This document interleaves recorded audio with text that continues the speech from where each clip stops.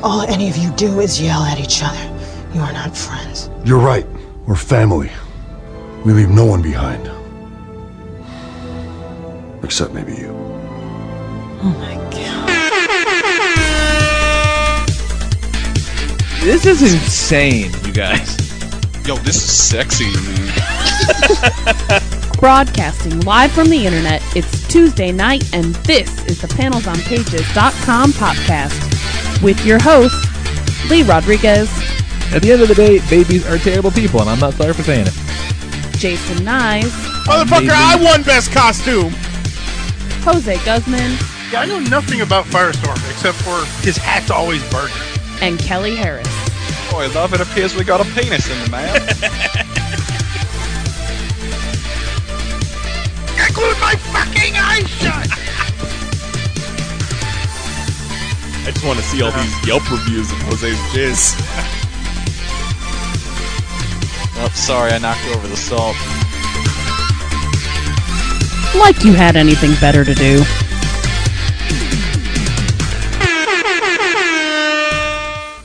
What's happening, weirdos? Today is Tuesday, July 31st, 2018, and this is episode number 430, I'm going to say 4. Nailed it. Yes! Of the Panels on Pages podcast. I am the host, the Lord of Reverend Lee Rodriguez. Joining me tonight, we've got Mr. Jason Nyes. That's not how math works. Kelly Harris. DTA, don't trust anybody that doesn't think Uraraka is best girl. Buddy John Michaels here. Hope is not a strategy.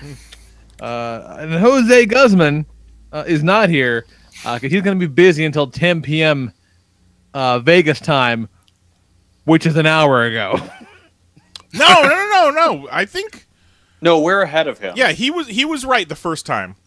But to my credit... We'll be in bed at 10 p.m. his time. No, okay, no, you're right. 10 p.m. his time is 1 o'clock our time. But to my credit, we had a conference call yesterday afternoon scheduled for 5 Eastern, and he's like, yeah, so like I get out of the show around 6, you know, that's such and such your time, so I'll be out by then. And 5 o'clock rolls around, I'm like, motherfucker, your math is wrong. It is 2 o'clock there. See, that sucks for me. I work with people on the fucking West Coast. I should know this like pretty well in hand. Whatever. It's fine. I had a moment of pause because we had an issue with time zones yesterday, so. See, and I fucking took that trip with you, so you brought me down to your fucking level. That's what happened. But I immediately recanted. You didn't catch that part. Well, that's fucking detail bullshit. I'm no timeologist, goddammit. But that's okay. We got plenty of shit to do, plenty of shit to talk about. Lots going on. Not for nothing, we're going to start with the fact that I'm done with this potato bullshit. Whoa, boy. Potato. Oh, boy.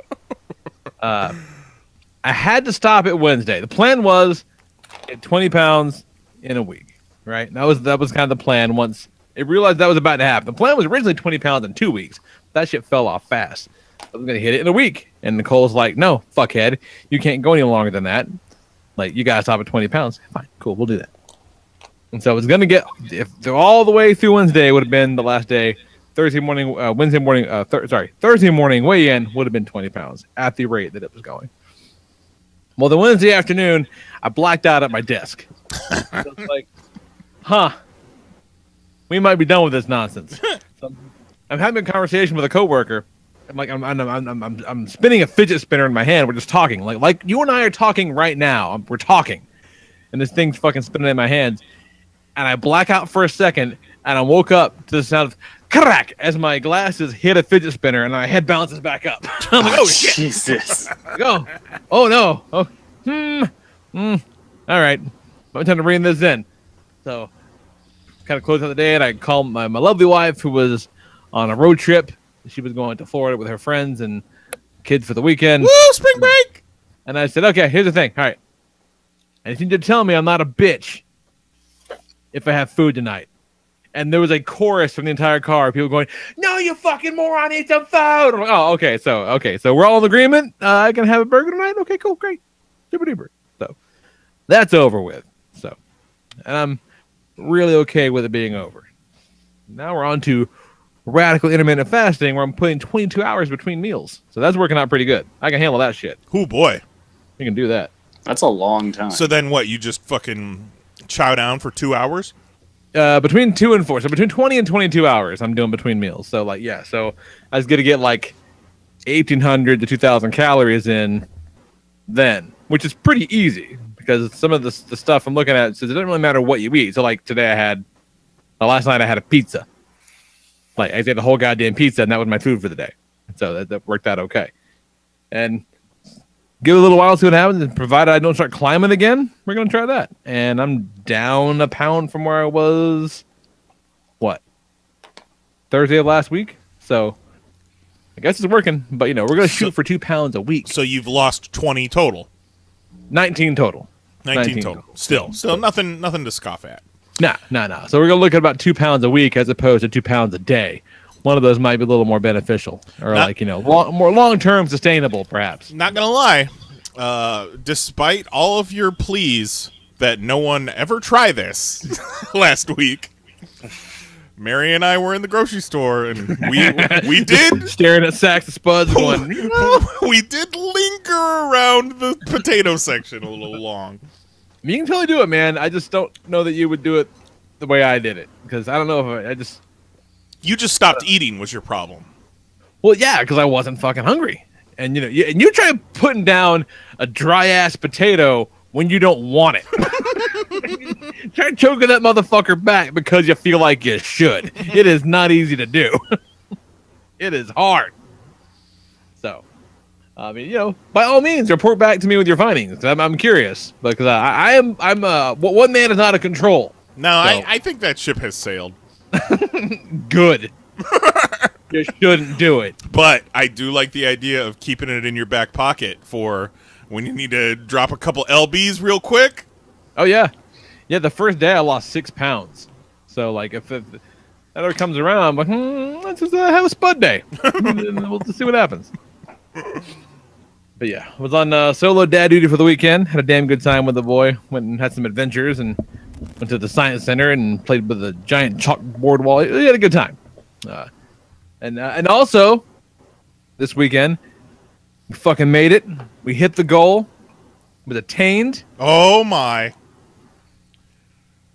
That 100th Prime came in, and it's fucking cool. We now return to the race to 100 Optimus Primes. The race is over. We made it, and it's fucking cool. And then the very next day, 101 showed up. You couldn't just let it ride a little bit. Well, it's not my fault. 101 came up in a sweet ass trade. I made a trade on Facebook. But you also got a Hot Wheels car to make it to 100. Yes. We talked quality over quantity, and you're just like, no, I got to get it 100. Got to get there. And then immediately 101. No, I'm not suggesting, like, I may have been less likely to take this trade were this going to be the 100th one, right? But sure. Like the 100, there was a big pomp and circumstance surrounding it. It was satisfying. It was true. That, you got Prime Day. It's the what is it? Nemesis Prime. It was a good one. Sexy. Like, that's a solid. Yes, the Black Nemesis Prime, and you got it for free. And that I got for fucking free because I swindled the man. Even better. So it was a perfect storm of things. Like, I'm very happy that was the one. It'll always be number 100. Yeah, I don't necessarily know what all of them are at a glance. Like, some of them I know kind of offhand. Like, I know 62 and 88 pretty handily. But like the first one, obviously. I don't know them all, but goddamn it, I'll always know that one's 100. Why 62 and 88? I just remember where I was at the time, and I remember writing them down. Like 62, I got at a Big Lots in Indiana, and 88 is from Universal in Florida, in Orlando. Oh, nice. Oh, that's other around. 62 was Orlando. 88 was a Big Lots. I don't know why I remember that one, but I just do. So I like when they got stories. Some of them got fun stories. And what was the Hot Wheels? Was that 99? That was 99. Yep. Jose was like, got this one? I'm like, do now. And that's when I shook his head. It's like, no, we talked about this. I go, well, it's a numbers game, son. It is literally a numbers game. So feel good about it. So that's great. It's beautiful, man. Nothing changes. We're still going. We're still going hard. Now we're going for 150. 200. Yeah, you don't want my bitch. 200, obviously. Yeah. You know what Obviously 200 has to be. What are you gonna hit 150 and quit? Get the fuck out of I'm here. never gonna quit. I have a problem. That Pepsi Twist Optimus Prime number 150. It's like I'll have you know it's on like the list. It should be. It's on the list as a contender. It's on the If list. it's not, I'd be upset. No, that's on there. It wasn't until you insisted. Now it is. Yep. Yeah. It's there. Just needs to come down in price a little bit. Yeah, I'm never gonna pay that much for it. You pay for quality.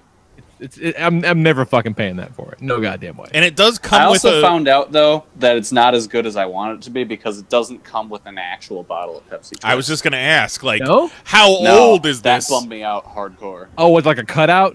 Yeah. That's not quite as fun. Yeah, it's not.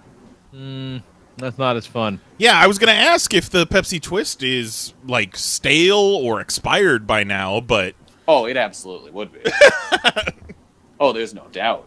it doesn't come with one. That's lame. So then you got to go that extra mile and find you a bottle of Pepsi Twist on eBay to complete the ensemble. Yes, 100%. Yeah, you got to do that. That's for sure. We had some downtime with the kid because he's still little. He goes to bed early, so fucking built up some of my Technodrome. It's not miserable anymore, which is kind of nice. Yeah, it's like it looks like a Technodrome, kind of. Yeah, it's looking like something. I'm past the point where I'm just looking for all those fucking flat black panels. So like, you know, it's not as much of a chore now. And again, some of the pieces are gone, so like it's not as horrible to like find the pieces I want. Like it's I actually had fun the past couple of times I sat down and did it, which there for a while, man, it was like taking fucking medicine. Like, oof. But it was cool. It's looking like something. That Mega Man X collection came out on the Nintendo Switch. I've been playing the fuck out of that. Nice. Love me some Mega Man X. And kind of as background here and there while I'm doing shit, putting on old episodes of the Venture Brothers. Nice. Venture Brothers comes back, I think this weekend. And, you know, they go like 2 years between seasons. And Two? so I'm like, It feels like 6. it feels... Dude, Nicole asked me last night, because it's been so long, she forgot that it existed. Right. You know what I mean? I love that show. Like, it's one of my favorite things. I love that show, but it's the Gap's nuts. And so she asked me, she's like, so is it like, you know, is there like a story, like a long story, or is it kind of one and done? And I'm like, actually, no, it's a very intricate story with lots of characters and lots of kind of complex relationships, which makes these gaps really stupid. Yeah. And it's on the Hulu. And so I backed up and I was like, oh yeah, case in point, Season 7 is about to debut. Season 1's first episode was August of 2003.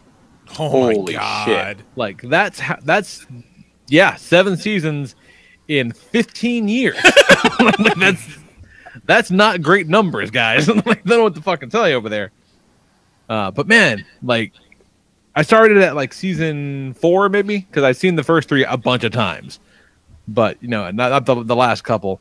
And man, like, some of that shit would not fly today. There's a lot about Venture Brothers that would not fly, as they would say, in this climate. Well, you know, a definite switch was flipped in, like, November of last year to where even stuff that was okay in October wasn't okay anymore. So Right. You're going to find that a lot with older media.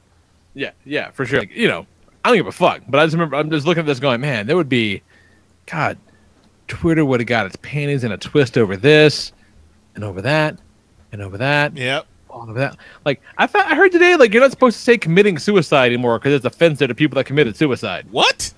Yeah. I don't Yeah. even Well, they're not understand. here anymore to care about it. Is it They're supposed to because... say died by suicide because committing suicide implies they committed a crime. I'm like, fuck off! No, you committed an act. Yeah, right. Yeah. Right. Someone said that on a podcast. I had to stop the podcast and look up what the fuck they were talking about because I'm like, that can't be real. But sure as shit, like saying committed suicide is hate speech now or some shit. It's ridiculous. Lee, Well- have you seen the Venture Brothers art book yet? No. It just came out. I picked it up. I flipped through it. I haven't had a chance to go through it. It's less an art book and more just an oral history of the show. Really? That sounds cool. It's fucking cool. Like, it's Dark Horse put it out. It's thick as shit. Like, it's so thick. It's so fucking thick, you guys. And, like, it's mostly text. For an art book, it's mostly text, like, if I'm being honest. Just the little bits that I looked at, it looks really cool. In fact, like, they even have, I guess it was originally going to be a comic, and there's, like, the 2-page, like, pitch comic they made in there. The art and making of the Venture Brothers. Right. Yeah, I highly recommend it. Even again, I haven't actually had the chance to read it, but just flipping through it, I'm like, hell yeah, this looks awesome. I'll check it out. I saw. That sounds cool. I think it was Gavin who posted a clip on his Facebook of. I'm assuming it's from the new season of Venture Brothers. It was Mr. Impossible, Phantom Limb, and Baron Underbite are the Revenge Society. Okay, and they're sitting at a desk interviewing new recruits. And it's essentially the same scene that we saw in Deadpool 2, and then before that, the same scene that we saw in Mystery Men. No, that's actually from a couple seasons ago. I just saw that episode the other day. Well, still, then Deadpool 2 stole it from Mystery Men and Venture Brothers. Right. But yeah, but it's also like an American Idol audition, too. You got that right, dog. Didn't you? Yeah, then last thing real quick we'll talk about, and I mean, oh boy, oh shit. So I got home just in time to toss the kid in the bath and all that stuff, and Nice said he wanted to talk about that Venom trailer. Oh shit, I guess I better watch the Venom trailer. So I pulled up YouTube on the PlayStation and watched the Venom trailer, and then it's like, the little thing pops up, hey, you want to watch these two, buddy? Sure. And Nickelodeon put up the first full episode of that Ninja Turtle show. And Jack's like, oh, hey, Ninja Turtles. I'm like, all right, fuck it, I'll give it a shot. You know what I mean? Like, I'm not going to, whatever. We'll check it out. Yeah. We'll give it a chance. Yeah. It fucking sucks. It's, holy shit, it's terrible. Like, not just because it's not just those designs. The designs are not great. But this show fucking sucks. Like, it's not funny. The animation sucks. Like, it's very stunted. The dialogue is terrible. It's bad. Like, it's really fucking awful. Like, it was right around the time they went home. They went back to the lair after having a shitty fight, and like that horrible nightmare Splinter is just sitting on a recliner, like with a box of popcorn, bitching because the boys are in his side of the television. And I'm like, no, that doesn't fly. He's a fucking ninja master, you fucks. So they remember when you and I got hopeful for that show after we saw the toys? Yeah, we were in that toy fair. I'm like, these look kind of cool in person. Maybe this will be okay. It's not okay. Some of the toys, like that Meat Sweats figure, looks good. That sewer layer is pretty dope. Yeah, and even just like those designs translated into the 3-dimensional action figures work surprisingly well. They're pretty cool. But boy, it is tough. I'm trying to get these fuckers to agree to watch it on the podcast. I think it's going to happen. My question is it better or worse than the next mutation? Oh, I have a soft spot for Next Mutation. It's yeah, it had Power Rangers in it, so one had Power Rangers in it, and like it's garbage. It's fucking terrible. But at least it's like, I don't know. I had a soft spot for it when I was I liked it when I was growing up, but I tried watching it like 2 years ago, and I got 6 minutes into the first episode, and I rage quit. Oh, it's terrible. I didn't. I tried to watch it, but I was just feverishly masturbating at those turtle tits. Well, obviously, like shell boobs are the best. Yeah, it was just a bloody mess down there. I am surprised that John Michael hasn't watched it yet, being the turtle maniac that he is. That has to say something. Well, I didn't realize it was available yet because I stopped caring after I saw the little animation teaser, and the only thing that I like about it is some of the voice cast, Ben Schwartz as Leo. I like the idea, but yeah, exactly. Yeah, that's great. But all of his lines fucking suck. And Ben Schwartz is also Dewey. Yeah, he's really maintain. He's going for the '80s blue characters. They're gonna do an X-Men cartoon in the same style as Steven Universe, and he's gonna do the voice of Beast. I could kind of see that actually. Yeah, I'd watch that. Yeah, I'd watch the fuck out of that. That actually sounds pretty cool. Let's do that. Well, fucking write it up. Let's go. Yeah, that's all I got. What's going on, Kelly? I beat Yakuza. Thursday night. Don't worry, I still put like 2 hours into that game before I came on the show. Oh, okay. Well, obviously, Because you're just when you're done, you're not done. You're not done. So I was playing Thursday night. And I was gonna just play for like an hour, and I get to a point where I was like, "Holy shit! I'm near the end. I'm near the end of the story. I'll just power through this." And then there was 4 hours. Been there. The last hour of which was just cutscenes. But I was okay. Oh my with that. god, an hour of cutscenes? What do they think? They're Yes. fucking Metal Gear Solid? Jesus Christ. Which I was totally fine with, though, because the cutscenes in this game are fucking awesome. Like, there is even a post-credit scene. The post-credit scene is of Kelly's chicken property manager. Just fucking Talking clean to it Nick out. Fury. But, like, the ending of the game is just a fucking gut punch. Like, it's not like, oh man, they killed 1 billion people. It's just, there's this super emotional moment where it just hits you, just right where it should. It was so good. But now, so I'm still playing. I'm working on dominating the cabaret club industry of Sotenbori. Gonna fucking kick all of the other cabaret clubs' asses, take their women and make them work for me, and make all the men happy. Mind you, they're not doing sexual things; they're just talking to people. It's just sounds really sinister. It's just about having a guy gets off of work, wants to go and talk to a lady. Have a lady. That's all they friend, are. huh? Yeah, there's nothing bad. Sometimes you just need to Super talk. You just need a shoulder. Yeah, just go talk to a lady. You know, good time for everybody. Make a whole lot of money off of them.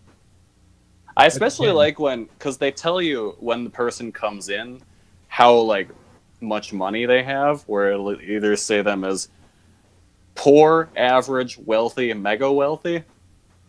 I just feel kind of bad bilking like millions of yen out of the poor people. I know what they were getting into. They did, but still, you know, it's like you guys should be spending this on like your kids or something. Like your wife's gonna be real mad. I'll be real mad. No, that guy got no wife. Nah, they might. Well, bless you. Hold yourself accountable for other people, Kelly. No way to live life. Especially digital people. Especially digital people. So I've been playing more Yakuza. I've been playing more Octopath Traveler. That's still really good. I've kind of nailed down my core team of 4 people. So now I'm just going back to all the old towns I'd been in before to kind of clear up some side stories and stuff, while I'm also leveling up so I can proceed to the next chunk of the game. And I'm at the point now where using dude's abilities, I'd go around to every townsperson, read their backstory, and then take whatever shit out of their pockets I can. That also sounds needlessly sinister. The best one of these being when I read this woman's backstory, and she's like this old woman whose husband died, and he was like a fisherman, and she can't bring herself to throw away his harpoon. And then you go in her pockets, and you can steal the memorial harpoon. So obviously, I took her dead husband's cherished, prized possession from her. Like, what do you get out of that? It's something I can use in battle. Oh, okay. Well, so long as, it's better for you. Yeah, it's a weapon for me now. Is the harpoon haunted? No, it's just. Oh, that'd be cool. Like, if the old man like going into battle with you now? Yeah, Would be yeah. fucking cool. Like the scrubbing bubbles ghosts from Return of the King? Yeah, no, I wish. It's just really strong. That's pretty funny. Yeah, that's the nice thing in that game. Each of your dudes has like a different special ability. Like my main character, she is essentially a Pokemon trainer, where she can just like get animals to help her out and call upon them in battle. But like her special ability is you can go up to people and just sick your monsters on them, which is helpful when there's like, oh, this jackass is blocking the door and won't go away. Hang on, I'm gonna make him fight my monster. This dickhead double parked over here. Yeah, exactly. And there's like another person's ability is, oh, you can just make like townspeople follow you around, and then you can call them into battle, and they'll help you out. I don't want some fucking untrained farmer trying to help me fight monsters. No, well, that's why you got to go around find the good ones. Ah. Like, if you go into someone's backstory and it says something like they're the strongest woman in the village, and then you try and get them to follow you, and it shows you they got like a 4-star level headbutt move, you're like, yeah, you can follow me around. You're cool. Yeah, if you've got a Switch, I highly recommend Octopath Traveler. It's a really fun, old-school JRPG game. Word. And that's really all I've been up to. It's been a quiet week. Oh, besides making anime fan Stone Cold Steve Austin my new character of choice. What was the genesis of that? Yeah, how did that happen? I saw it as it was happening, I but I was forget. just thinking about things. I don't, in all honesty, I don't know. I was just thinking about anime, and then I was like, it'd be funny if Steve Austin had thoughts about anime. And that's kind of that's where it came from. Oh my god. Goddamn Dragon Ball Z! Overrated as fuck! I don't believe that. Steve Austin does.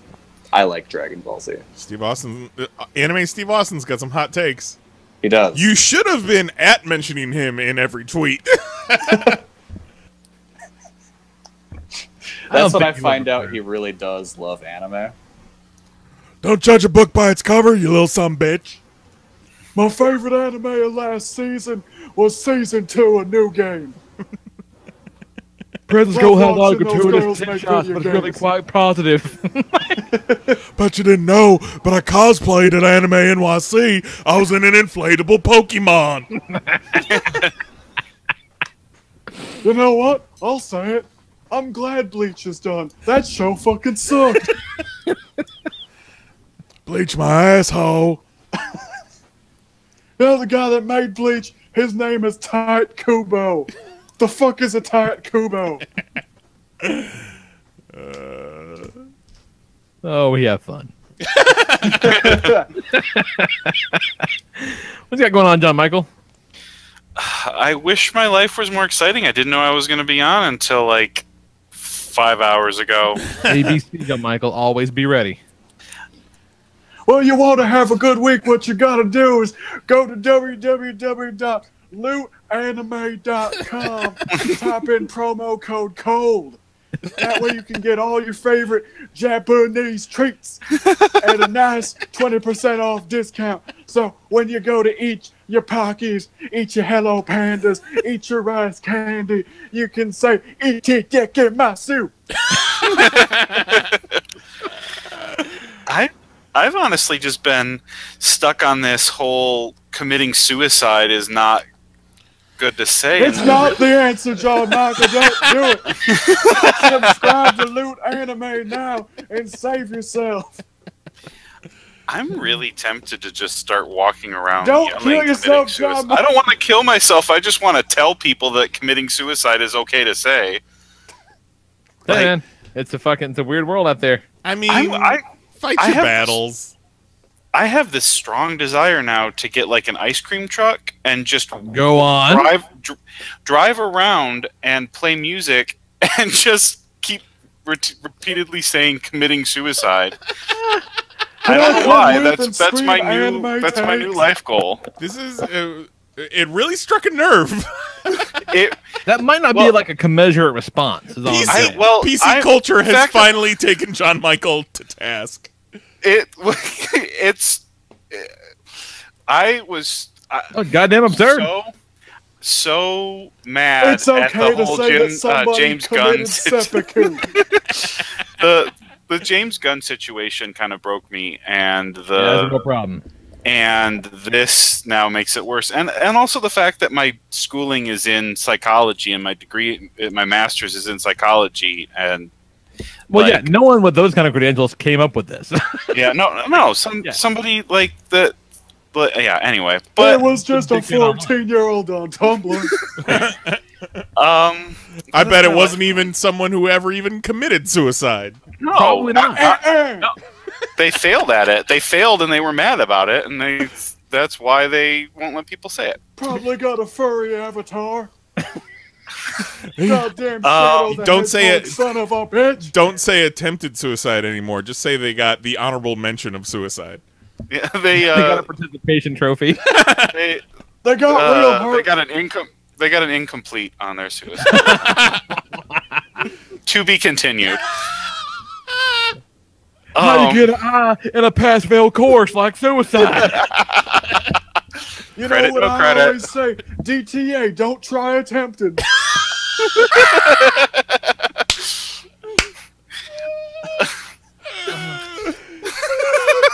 Dumb. Show over. Oh god. Oh my god. I don't really know what to say after that. Well, you brought up the James Gunn thing. Well, you were saying that really affected you. He said it really grinds his gears. It really did. Like, I don't like that we're in a place in our society where you can't grow. If we can't grow, if there's not, if they don't allow for mistakes to be made and then growth to happen, then what the hell is the point of living anymore? I think you're right. You're right on one hand. Like what's happening in society is sending the message that why does it matter if I grow or not if I'm just going to get fucked in the ass over my tweets 9 years from now that I already apologized for. Mm-hmm. I think it's less that and more it's just shit was so reactionary with that. Like, that wasn't even taken into account. Like, no one at Disney said, oh, you know, he's really changed, but fuck this guy. It was, oh, no, there's this article going around with a bunch of pedophile tweets from James Gunn. Let me not even click that link, and let's fire him right now. Yep. Oh, let's not even see who it was compiling all these tweets and what their reasoning was behind it. You're fired. Disney is just your grandma using Facebook. Well, and... You know, I think that's hitting the nail on the head with, you know, the reactionary nature of it. And that's what was also discouraging is that, like, nuance and, like, situation. Like, nuance. Like, there's none of that. Well, yeah, I'm tired of being in a place where everything is black and white and nothing, like, no situation can actually be taken. Because, you know, if he had just done them, like, that day... different situation. Totally. If he was actually committing the acts, different situation. You can't go around fucking kids. Not in this climate. Not in this climate. Keep your fingers out of my son. Oh my god, Kelly, you can't make that joke. You're gonna be mayor someday, and this is gonna come back. You're never going to be able to direct Guardians of the Galaxy Volume 3 now. That was Stone Cold Steve Austin. Oh my god. But other than being dismayed at just life, where the Guardians all like put out the thing like, hey, why don't you hire our boy back? We'd be an asshole. Yeah. Like I was real encouraged to see that. Like I thought for sure that Chris Pratt was going to not speak out publicly about it, or at least not vaguely, just because he's religious and he's the biggest star of the entire Guardians franchise, one of the biggest stars in the world. So I didn't think he would take a stance, but it was good to see they all banded together. Chris Pratt, Zoe Saldana, Batista. That's the thing. Like they know that guy like personally. Yeah, and they're no, he's a good dude. Like, what the fuck are you doing? Like, I knew my boy Big Dave would step up. Yeah, Big Dave doesn't suffer fools, man. But it was cool to see all of them band together. Even they got Vin Diesel and Bradley Cooper on that shit.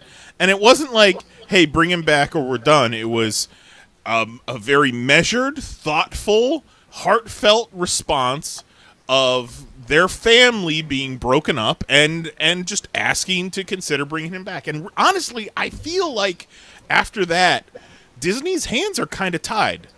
Yeah. Mm-hmm.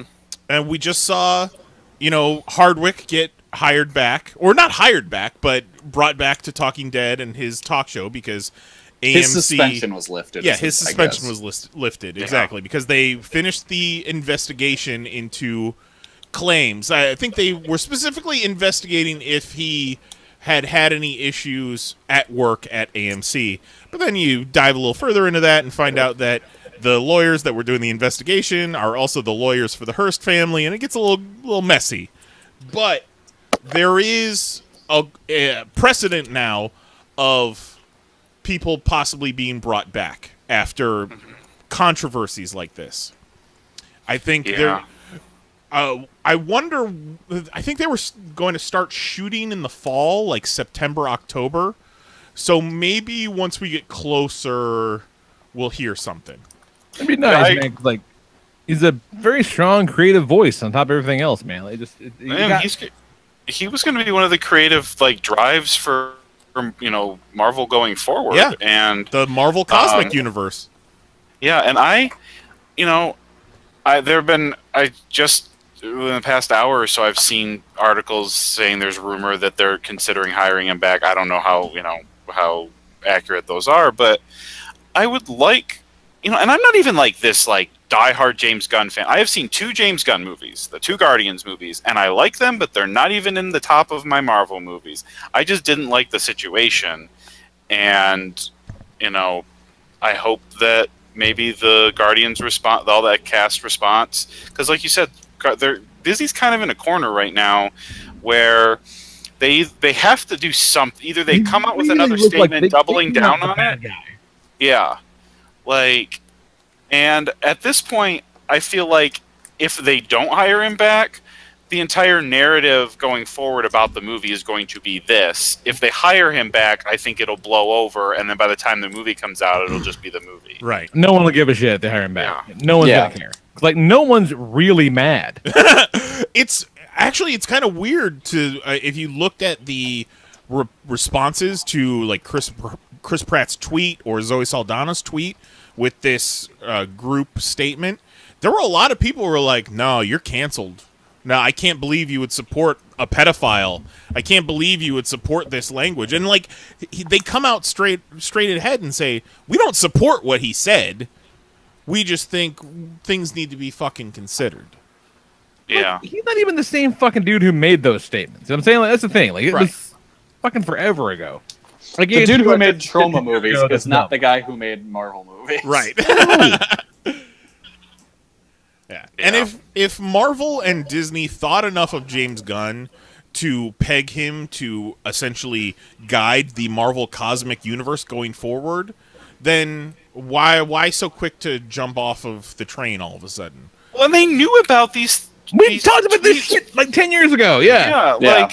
I remember before the first Guardians movie came out, this was being like, is this the guy that you want? Because he also made jokes about Dick Grayson, and I think Gambit. Yeah, he called Gambit the Galactus of cock. Yeah, which is one of the greatest things I've ever heard. What does that even mean? He eats all the cock. Oh, see, I thought it meant it was gigantic. Juggalo John in the chat. Hunger for cock, that Gambit. Juggalo John in the chat says the Fox deal just went through, and he thinks that's the reason that Disney cut ties with him. I think maybe because when they cut ties with him, they were still trying to push that deal through. So maybe part of it was they cut him loose so it didn't get in the way of the merger, but then bring him fucking back. If everything's kosher now, who gives a shit? It's not going to be the same movie without James Gunn. No. Will it still be a decent movie? Probably. But it'll always have this. Fucking sucks. It'll always have this darkness hanging over it. like, part of me hopes that if they don't bring him back, that the movie tanks. I'm a hypocrite because I'll still go to the movie. I think the cast should have really tried Disney's hand and been like, you know what, maybe we won't come back. Well, I think the same thing. That would have been a pretty fucking baller move. I think maybe this is their test in the waters, because also I'm sure they're all under contracts. So was James Gunn, I bet. Well, if it comes down to it, I could see one or more of them pushing back harder. Mm-hmm. Well, if they don't bring him back, I really think Dave Bautista will push back like real hard, because he's already come out in strong support before they even released this. Big Dave this gonna letter. Bautista bomb that fucking mouse through a goddamn table. And Mickey won't even see him coming because he's invisible. Gonna pick up goddamn Stan Lee over his head, give him the Dave bomb off the stage. Did you guys see the picture of Rob Liefeld Weekend at Bernie's zine Stan Lee this past weekend? Yep. Oh, he filling him with positive vibes and yeah, bringing his life force back. Taped a bunch of yardsticks to his back so he would sit up straight. Yeah, everything's fine I here. forgot to tell one of my favorite stories of the week. Okay. So I get a package in the mail on Thursday. Oh yeah, I forgot Look about at it. I'm like, what is this? And it's just like a brown paper bag. Like, and I look at it, I'm Porno. like, this is just a McDonald's bag. I look at the address. It's from Lee. And then it says, "For the love of the Rob." I pop it open. It's an action figure, a Shaft from Youngblood. I was so happy. You sent it to him in a McDonald's bag? Yeah, for sure. That is not a good thing to ship in. It was the perfect thing to ship that in, though. Yeah, it worked. Yeah, cut it up, fucking stuff some grocery bags in there to keep it nice and padded on the way. I improvise a padded envelope. Yeah, no, it worked perfectly. Yeah, because it didn't make much sense to spend like $5 to ship it when I could ship it for $1. That's much more economical for a Shaft figure. Yeah. And also, it'd be way funnier. Yeah. No, I was. It wouldn't be nearly as funny if you just had like a box, like a nice envelope. I was quite tickled by the McDonald's bag. I just imagine it with grease spots on it. Maybe the receipt is still hanging off of it. Not gonna lie, it was probably the receipt cleanest McDonald's bag I've ever seen. Yeah, that was Zoe got me nuggets that night. So we just like boxed up nuggets in there. So not a whole lot of opportunity for fuckery, unfortunately. I'll get you next time, Kelly. We'll get some grease stains next time. I want some nuggets now. Oh man, I had some nuggets on Saturday. Lee, mail me some nuggets. I fucking love nuggets. Have we ever talked about the story on this show about Mahoney mailing a banana? Yeah. No. I know about this story. I don't know if it was just like Mahoney told it to me or what. Probably, but yeah. Apparently, you can write an address on a banana and put stamps on it and send it to someone. And the person actually had to pay postage due. Oh, that's fantastic. It's nuts. Oh, that's good. That's great. Love it. What you got going on, Nice?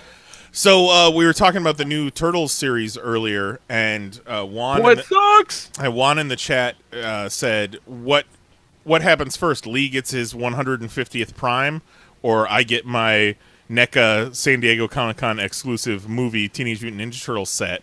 And I'm hoping it's me, but these motherfuckers sent me a goddamn shipping notification on the 26th, which, that's 4 days after Comic-Con. First point, they're supposed to send that shit out toot sweet. So they set up shipping for it on Thursday the 26th, and that shit still hasn't shipped. It's just sitting. Oh, I hate that shit. It's just sitting that's the there. worst. I'm looking at it right now. It's just fucking sitting there, just mocking me. Created, not yet in system. Exactly. Processing. So I don't know if you guys heard. I'm sure John Michael heard, But MoviePass has been having some problems. I've seen some stuff there. To the point that they didn't have money to pay for tickets on Thursday last week. Yeah. So they just stopped paying for tickets. You couldn't check into movies, and then I think it went into Friday. They had to do some stock split and get this $5 million loan just so that they could pay for tickets. So me and Mary were sitting at I think 11 movies before. As of Friday, we were sitting at 11 movies, and that's kind of like we got our money's worth. It would have been nice to get like twice that, or it's only been 3 months, so 4 times that. See 50 movies by the time our movie passes up. But we're like, it is what it is. But we're still going to try and see movies if they're able to get the shit back working. So Saturday, it was working again. Me and Mary went and saw Sorry to Bother You. Man, I want to see that so bad. Well, it was down to 2 showings in our theater. So probably, I'd say wait for video. I'm on Amazon for sure. Yeah. Real weird. Real weird. Like, Sorry to Bother You is one of those movies where the trailer's painted as one thing, and then halfway through the movie, it's like, nope, we're not that movie anymore.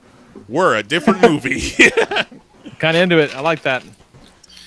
But, like, is it like a good version of that, or is it, Brave is really about a bunch of fucking bears? Fuck Brave.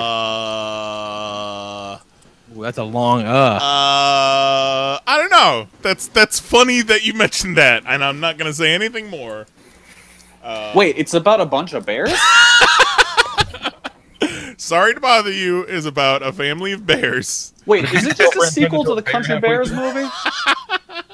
Oh my god, I saw that Country Bears movie in the theater.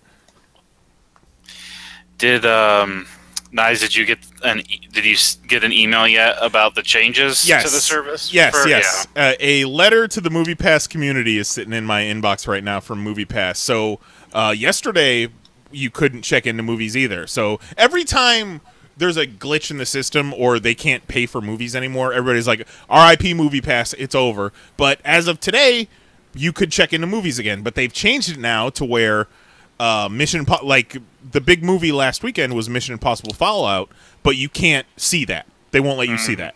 So they're slowly and steadily pulling back. Chipping away at the benefits. Yes. They're pulling back on what movies you can see. So going forward, they're not going to allow you to see new releases. Probably. Hey, you guys want to go see Hotel Transylvania 3? 3 weeks before it comes out? You know what? I might. If MoviePass is still working, I might go see that. Here's the problem with MoviePass is that it's based on an incredibly flawed concept where the only way for them to make money is if people don't actually use their service. Yeah, but even that, it's the worst fucking model. Even if you it's terrible. It's good for literally everyone but them. Even if you see one movie, they're losing money. Yeah. And their initial plans of trying to, data mine or get deals with, theaters, to get a cut of concessions with theaters, never worked out. So but they kept plowing ahead, but just making it worse. And because what incentive do theaters have to work with them? I tell you, MoviePass has brought some fucking people into theaters. Mm-hmm. I see it with my own eyes. It's just continually gotten worse, and the reason I signed up for it mainly was because I like to go to the same movie 45 times. Yep. And I didn't want to have to pay for it that often. And I'm looking at my history of it right now, and the most I saw I saw Black Panther with it 6 times before they changed the terms where you only see a movie once. I wonder whose fault that was. JM? It was, I'll take that hit. No. And I don't know because I've never had it, but I got a MoviePass subscription, right? Mm-hmm. Can I buy 2 tickets on it? No. Okay.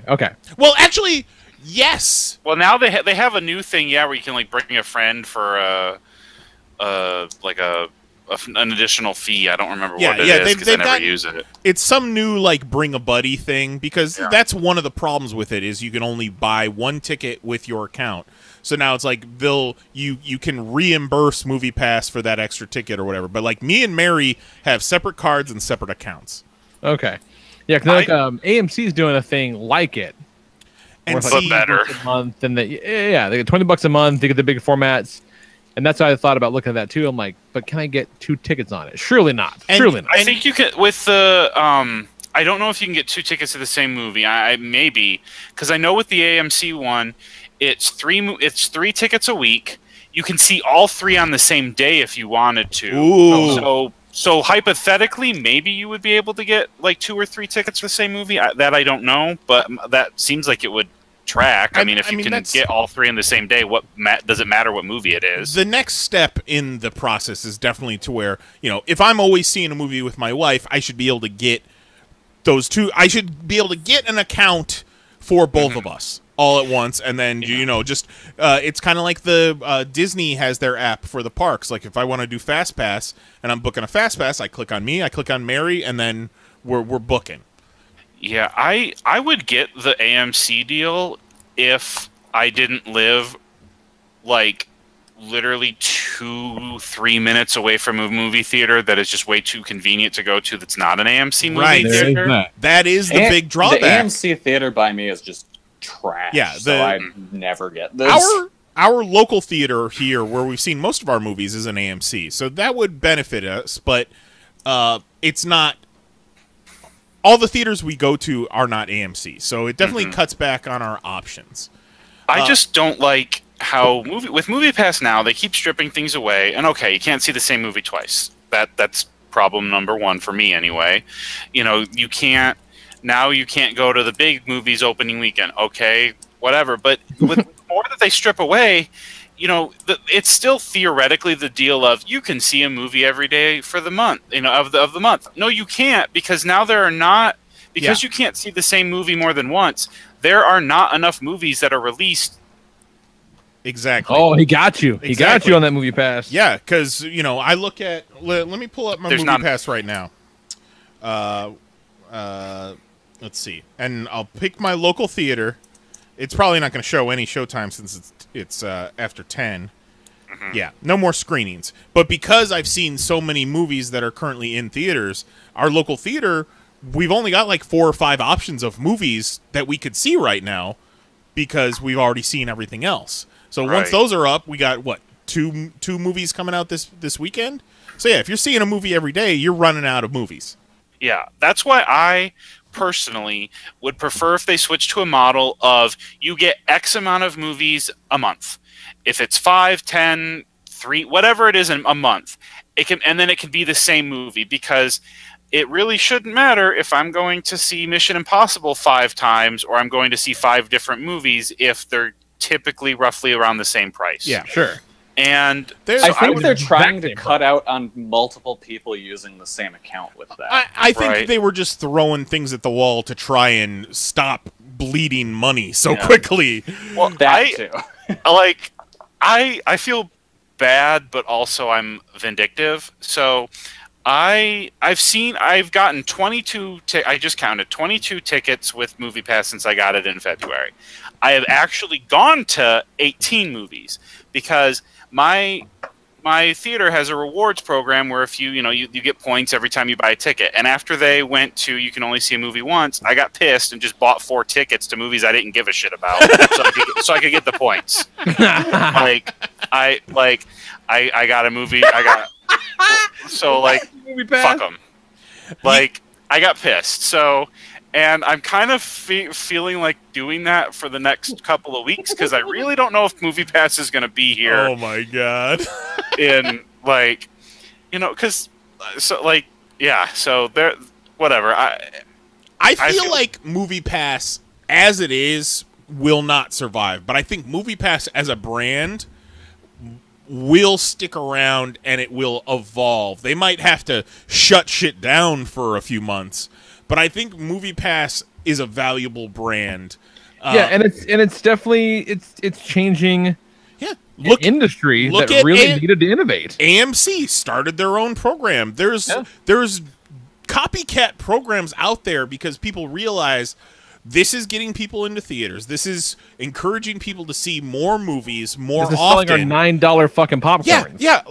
We went this past weekend. The concession line was probably 30 people deep, and every single thing you buy at the concession stand is $6 or At more. least. Or more. That fucking and that $6 Dr. Pepper cost like 15 cents. Yeah, I bought a fucking hot dog and a drink, and it was $12.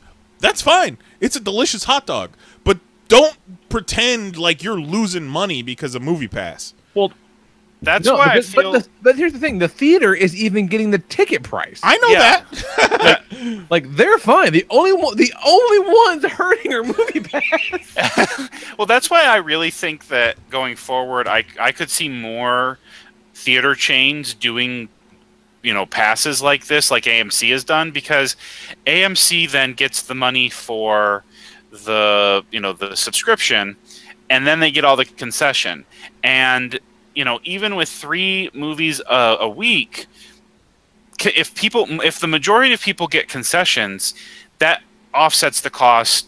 So much, absolutely, so much, and you're getting them into your theater. So I could see more theater change going like this. I really do wonder how MoviePass will evolve, and I feel like as a brand, it's taken a hit because of like the shady, business practices. A lot of these changes, they've instead of like this email that they just sent out seems like the first email where they've been honest and going, look, we're fucked. Here's why we're changing it. All the other press has been like, oh, we're fine. Everything's fine. Well, that's for stockholders. Right.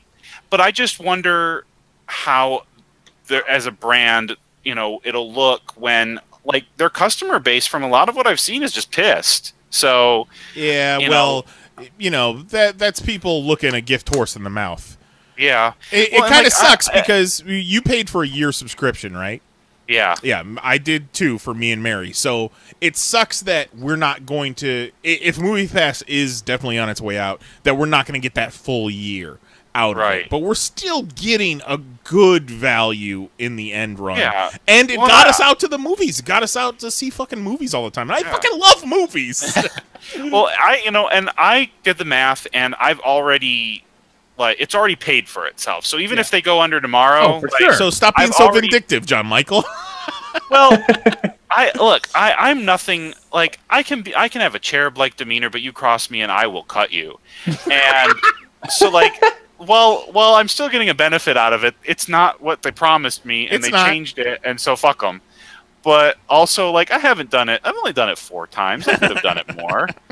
Mainly the reason that I haven't been more vindictive is laziness. Even though the theater is 3 minutes away, like, sometimes I'm on my way home from work, I'm like, I could go get a ticket and not go to a movie, but I don't want to go. I want to go home. That's so fucked up. Yeah. The hardest part for me is convincing Mary to get out of the house and go see a movie. Because, depending on what kind of day she's had, will determine whether or not she wants to go see a movie. And whereas we could probably be up to 20, 25 movies by now, we're not, just because she doesn't want to go to the fucking movies every night. And I understand that. But, it's been fun while it's lasted. And I'm going to squeeze every last goddamn dime out of them if I can. We will see. That's the way to go, for sure. We will see Hotel Transylvania 3. We will see Mamma Mia 2. I don't give a goddamn. We'll see Unfriended the Dark Web if we have to. Infinity War. Did you hear about the gimmick with that movie, Unfriended? No. There's 2 different endings. You don't know what ending you're getting going into the movie. like Clue? Yeah. Huh. That's kind of cool. That's cool. Yeah, I'm into that idea. And then, so speaking of movies and MoviePass, Mission Impossible Fallout came out this past weekend, and John Michael, you're a big fan. You've already seen it, 6 times? Only 3, but yes. Oh, what kind of bullshit is that? 3 times? MoviePass wouldn't let me see it. And we've joked on the show about that trailer that we've seen for what seems like years. I think I first saw it my junior year of high school. And it's so long. And I never got to. That might be my favorite trailer like of the year, and I never got tired of it. You're a different kind of guy. Tom Cruise. I can't deal with that man much anymore. Like, I mean, he's Crazy Town Banana Pants, but like I like him in these movies. I like him as a movie star, like an actor. I don't like a whole lot of his movies, I guess, but in theory, I like him. He's definitely like a movie star guy. Yeah. Sure. I mean, I liked the Mission Impossible movies. I love Edge of Tomorrow. That probably ends what movies of his I like, but probably whatever. the last Tom Cruise movie I was super into was Minority Report. I will be honest, I didn't hate The Mummy. It wasn't good, but I didn't hate it. It's no Brendan Fraser. Oh God, no! It's not even close. It couldn't even lick Brendan Fraser's boots. But fucking goddamn right, John Michael. I love the first movie takes. I love the first two Brendan Fraser Mummy movies. They're Those tremendous. Oh, they're great. They're so stupid. I love them. But the Tom Cruise one was a movie. Like, it had Tom Cruise running as it usually does, and and I'm not into that. I don't know what it is, but I keep hearing that it's one of the best action movies in years, like straight up, realistic action. So I don't know. Maybe I'll watch it one day. I like that first Mission Impossible movie. I like the fact that, like, it's just such a... Okay, I love, action movie. I love, like, the Marvel movies and everything, but there's something just so refreshing about flat out seeing the actor's face when they're doing stuff. No camera tricks to hide it. No, digitally swapping in faces. He strapped himself to a fucking plane for the last one and, like, flew off into the sky on him. I agree in concept, like you like Tom Cruise in concept, but also it's a little weird because he's a little too intense about it. He's a little too like, hey, look at me, I do all my own stunts. What a dickhead I am. There's like, I think because of Scientology, he thinks he won't die or whatever, and so he just doesn't care because, like, in Ghost Protocol, he was on top of the it gets his rocks off. That's what it does.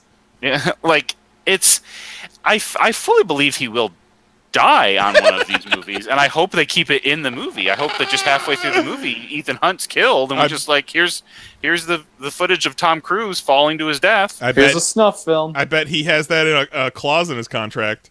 Probably, like, release it. He did that Halo jump in Fallout, in Mission Impossible Fallout, and he did that 100 times, I feel like.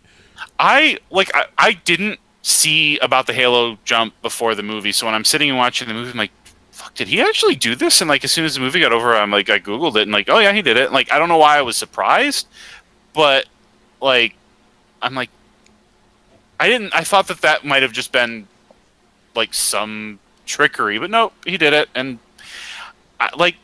it's a fun action movie. It's, I like all of the Mission Impossible movies except for 2, like most people. 2's but trash. The last 3 2's trash, but it had the best theme song.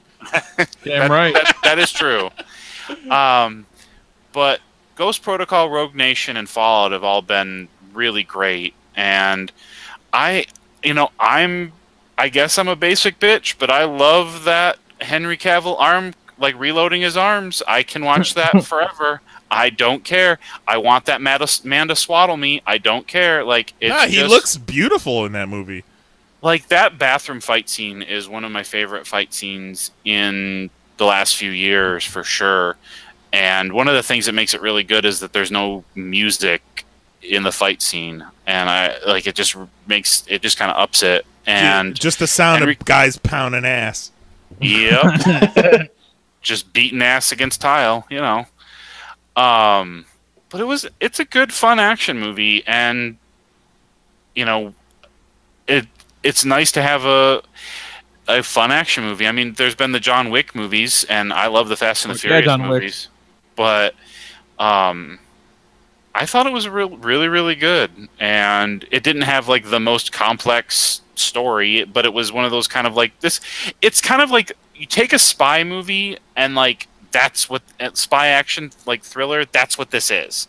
Take the elements. Even if you've seen them 100 times, they just do it well. Do they take off a rubber mask at any point? A few times. I knew it.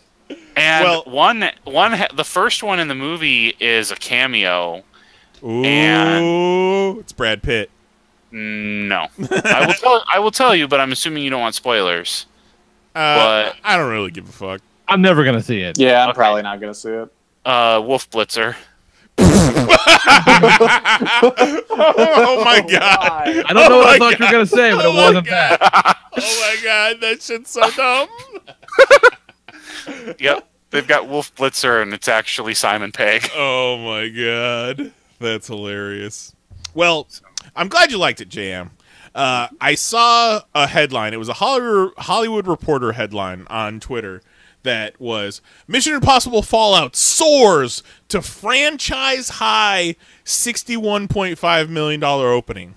I was like, that seems low. The way they were talking about this movie, I was expecting, or the way it was promoted, I was expecting $100 million easy. So when I saw 61, I was a little confused, and I thought back to Solo being considered a failure at 85, before taking into account Memorial Day. So I threw out this innocuous fucking tweet that I didn't think twice about, talking about how that's funny. The comparison that Solo made 85 million, Mission Impossible made 61, but one's a failure and one, it soars.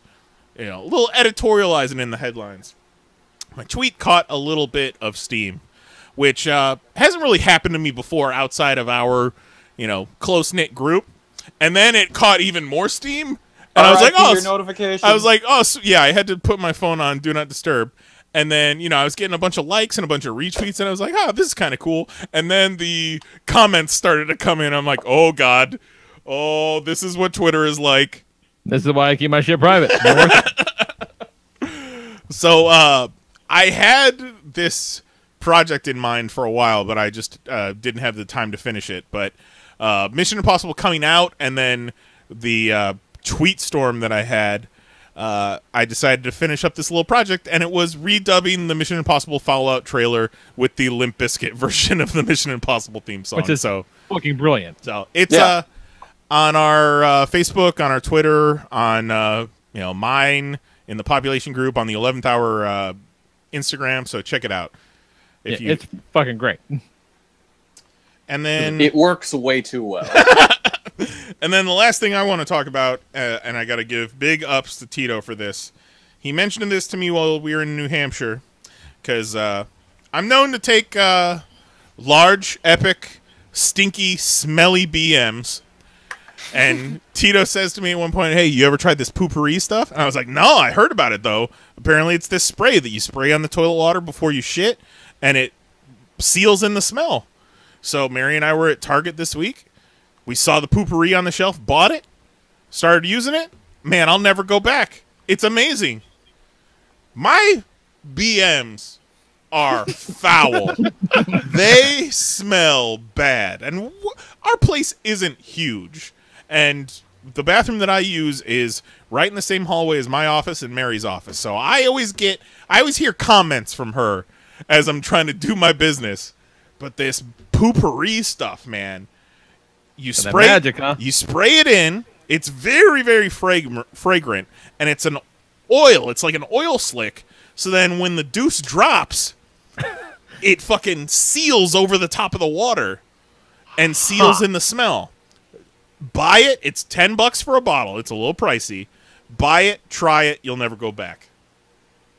To the point where I followed Poopery on Twitter, and they responded and liked to one of my tweets. They've got an automatic one where you can attach it to your toilet, and as you sit down, you just press a button and it just goes. Tss, tss, tss. It's fucking great. That's hilarious. Well, I'm very glad it worked out for you. There was something we did not. Lee, you picked up some DuckTales figures, didn't you? Oh, fuck yeah, I picked up some DuckTales figures. You did not pick up Launchpad because you didn't like the scale compared to everybody else. He is small. Yeah, I got the kids, and then I got the Scrooge and the Donald, and yeah, like Launchpad is like he's the same height as Scrooge and Donald. Yeah, but he's got a smaller head. You know, his body's in scale, but it's not in scale to everybody else. So he looks tiny, especially the kids. Weird, though, like when they built in this, you know, double price point. Like, you know, the bigger figures are like $8, and the 2 packs for the kids are 12. Like, make Launchpad bigger and make him $12. Yeah. Like, yeah. It seems like a weird move.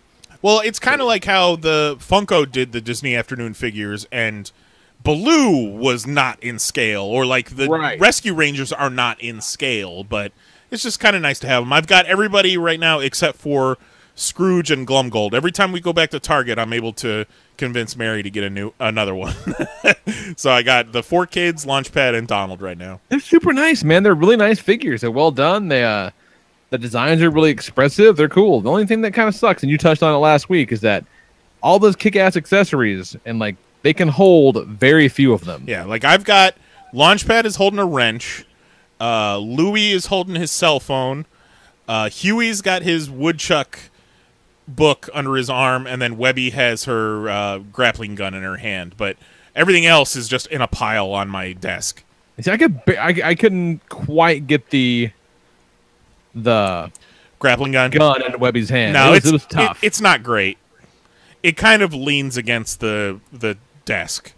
Yeah, like all that cool stuff. Those are really cool, character accurate accessories. Just I don't know why the hell they can't hold them. That's a weird move. Well, I mean, what was the name of this company? Fat something? Fat Mojo, Fat Mojo. Yeah, I think these are these guys' first toys. They're really nice, like super nice, like well priced. Like I'm into it. They're cool. Yeah, it's fun. Yeah, good stuff. So you brought up that. Did you watch that Venom trailer? I did. I checked it out. Yeah, I'll watch it right before I watch that fucking terrible turtle show. The more and more I see of it, the more I'm interested in it. But I think it looks cool. I'm more interested in the Tom Hardy talking to himself stuff. Like I liked the bit where they had the symbiote kind of come out from him and form the head, and it's just Tom Hardy's head talking to the symbiote head. That's some cool stuff, and the effects look good. But then it's definitely just going to be a superhero movie after that. Oh, yeah. Like, I want it to... Remember when that first New Mutants trailer came out, and we were like, oh, that looks fun. It's different. It looks like a fucking horror movie. Right, like, if you're going to do this, get rid of some of those tropes and just do something totally different. Let Tom Hardy be nuts Eddie Brock with a symbiote. Yeah, it looks so formulaic down to the point they even showed you in the trailer, he fights an evil symbiote at the end. He fights a bad version of himself. Yeah, they show the dude from Rogue One is in the bad guy symbiote costume in that trailer. Dude, I feel like had they held their horses a little bit and, done a black suit Spider-Man movie. Right. And then done Venom, you can do that different thing. Because, like Marvel Studios does that thing where they're not all superhero movies. They're mostly superhero movies, for sure. But they do different shit every once in a while. And you can do like a straight up kind of anti-hero Venom, if they would have, done that thing that every other version of the Venom character has done before to success for the past 30 some odd years. But what do I know? I just have been reading this shit my whole life. It's like a weird move. Not to shift real quick, but Juggalo John mentioned in the chat there were rumors earlier last week that they might can both the New Mutants movie and X-Men Dark Phoenix and just never release it. I thought that New Mutants was done. Yeah, but like a bunch of reshoots and right. Like a bunch of, it sounds like they went massive changes, and I think they're adding an additional character or something. Yeah, I read the additional character they were adding was X-23. I really have all the faith in that property for sure. But could you imagine 2 huge superhero movie properties getting shelved in 2018. Yeah, that's nuts. I really hope that. I mean, for all I care, they can do that with Dark Phoenix, but I really want to see that New Mutants movie. See, I really want to see Dark Phoenix, even if it's a piece of shit. Like, Oh, it's gonna be good. I figure it is, but you know what? I want to see like Cyclops and Jean and Storm. I want to give them one more go. Like I'm apparently a masochist, but like and also I don't. Oh, by the way, James I need to. McAvoy. I want to fight you, JM, for putting X-Men First Class in your top 5 non-MCU movies. I love that movie. I don't actually really want to fight you, though. I love you. Yeah, that fucking Apocalypse movie broke me. That was the one where I'm like, okay, I'm done with these fucking X-Men movies forever. And then I saw the Logan trailer. I'm like, shit. But that didn't really count. That's an X-Men movie. Like Logan, and like I eventually got knocked out after my error of realizing that I didn't put the Ninja Turtle movies in there. Then it did get knocked out of the top 5. It's true. But it's true. Fucking Turtles and Turtles 2 as 1 and 2, which is pretty baller. I fucking love those movies. they're actually my 2 favorite movies, probably just period. They're solid damn movies. I could watch them any moment, any day. I don't care what's going on. I love Turtles 2, but I wouldn't put it anywhere Turtles 2 close. is my favorite I one. wouldn't put it anywhere close to my top 5. I love them so much, like so much. But I love James McAvoy as Professor X, so I want to see him one more time in Dark Phoenix. Like, let's see him fuck up the Phoenix Saga again. Like, come on, why not? Because it's dumb. The X-Men movies are just messes with a few shining. Like, I love Hugh Jackman as Wolverine, but there's one movie that I actually like really with him, like fully, as Logan. Every other one's got like huge issues, and I don't know. There is like people, you've said 1,000 times, they're as messy as the comics, if not more so, in a shorter amount of time. I just feel like that in an age where there's just too much stuff. There's too much good stuff. I got no time for bullshit. Like I got no time for bullshit. Like even like mediocrity. I've got like 9 episodes of that fucking Cloak and Dagger show just waiting to be watched. And I'm like, maybe one day. I hear such good things, and I don't know if I'll ever get around to it. Yeah, I got the goddamn time. And we would have ate that shit up in 2001. Right. Mm-hmm. There's just it's a fucking embarrassment of riches. And like it's a different time. Yeah, and if there was a chance that, if there was a fucking 10% chance anything that happened in this Cloak and Dagger show would have any kind of a ripple effect in any of the other shows, maybe we could talk. But it's not gonna. And it's gonna be its own little thing, and that's cool for that show. I hear it's good. Hope it is good. Hope it's great. Hope you have fucking 9 seasons. Hope everyone loves it. Well, I heard that Cloak and Dagger and Runaways are supposed to be affected by the snapping at some point. Really? Yes. That'd be interesting. What's the snapping? From Infinity War? That fucking can't be true, because that shit's gonna get like 6 months. Oh no, that seems sketchy to me. I don't know. That's what I hear. I'd be down for it. I hope so. It'd be great. I hope everyone involved in that show works a real long time. And I'm not saying fuck that show. I bet hell I might watch it one day, but not anytime soon. There's too much good stuff. And like X-Men, the first X-Men is not good. No. Doesn't make any fucking sense. It's stupid. But in fucking what was it? 2001? 2000 for the first one. 2000. That's all we had. Great. Like we were fucking eating that shit up. We didn't know any better. Then goddamn Iron Man came out, and that shit don't count anymore. Yeah. Yeah, like, I mean, yeah, and I think that's the biggest problem with the movies is that they're still the X-Men movies. They're still stuck in the mentality of 2000. Like they haven't really, like, for the majority of them haven't really evolved past that. So they had a chance with First Class. They had a chance, but they didn't take it.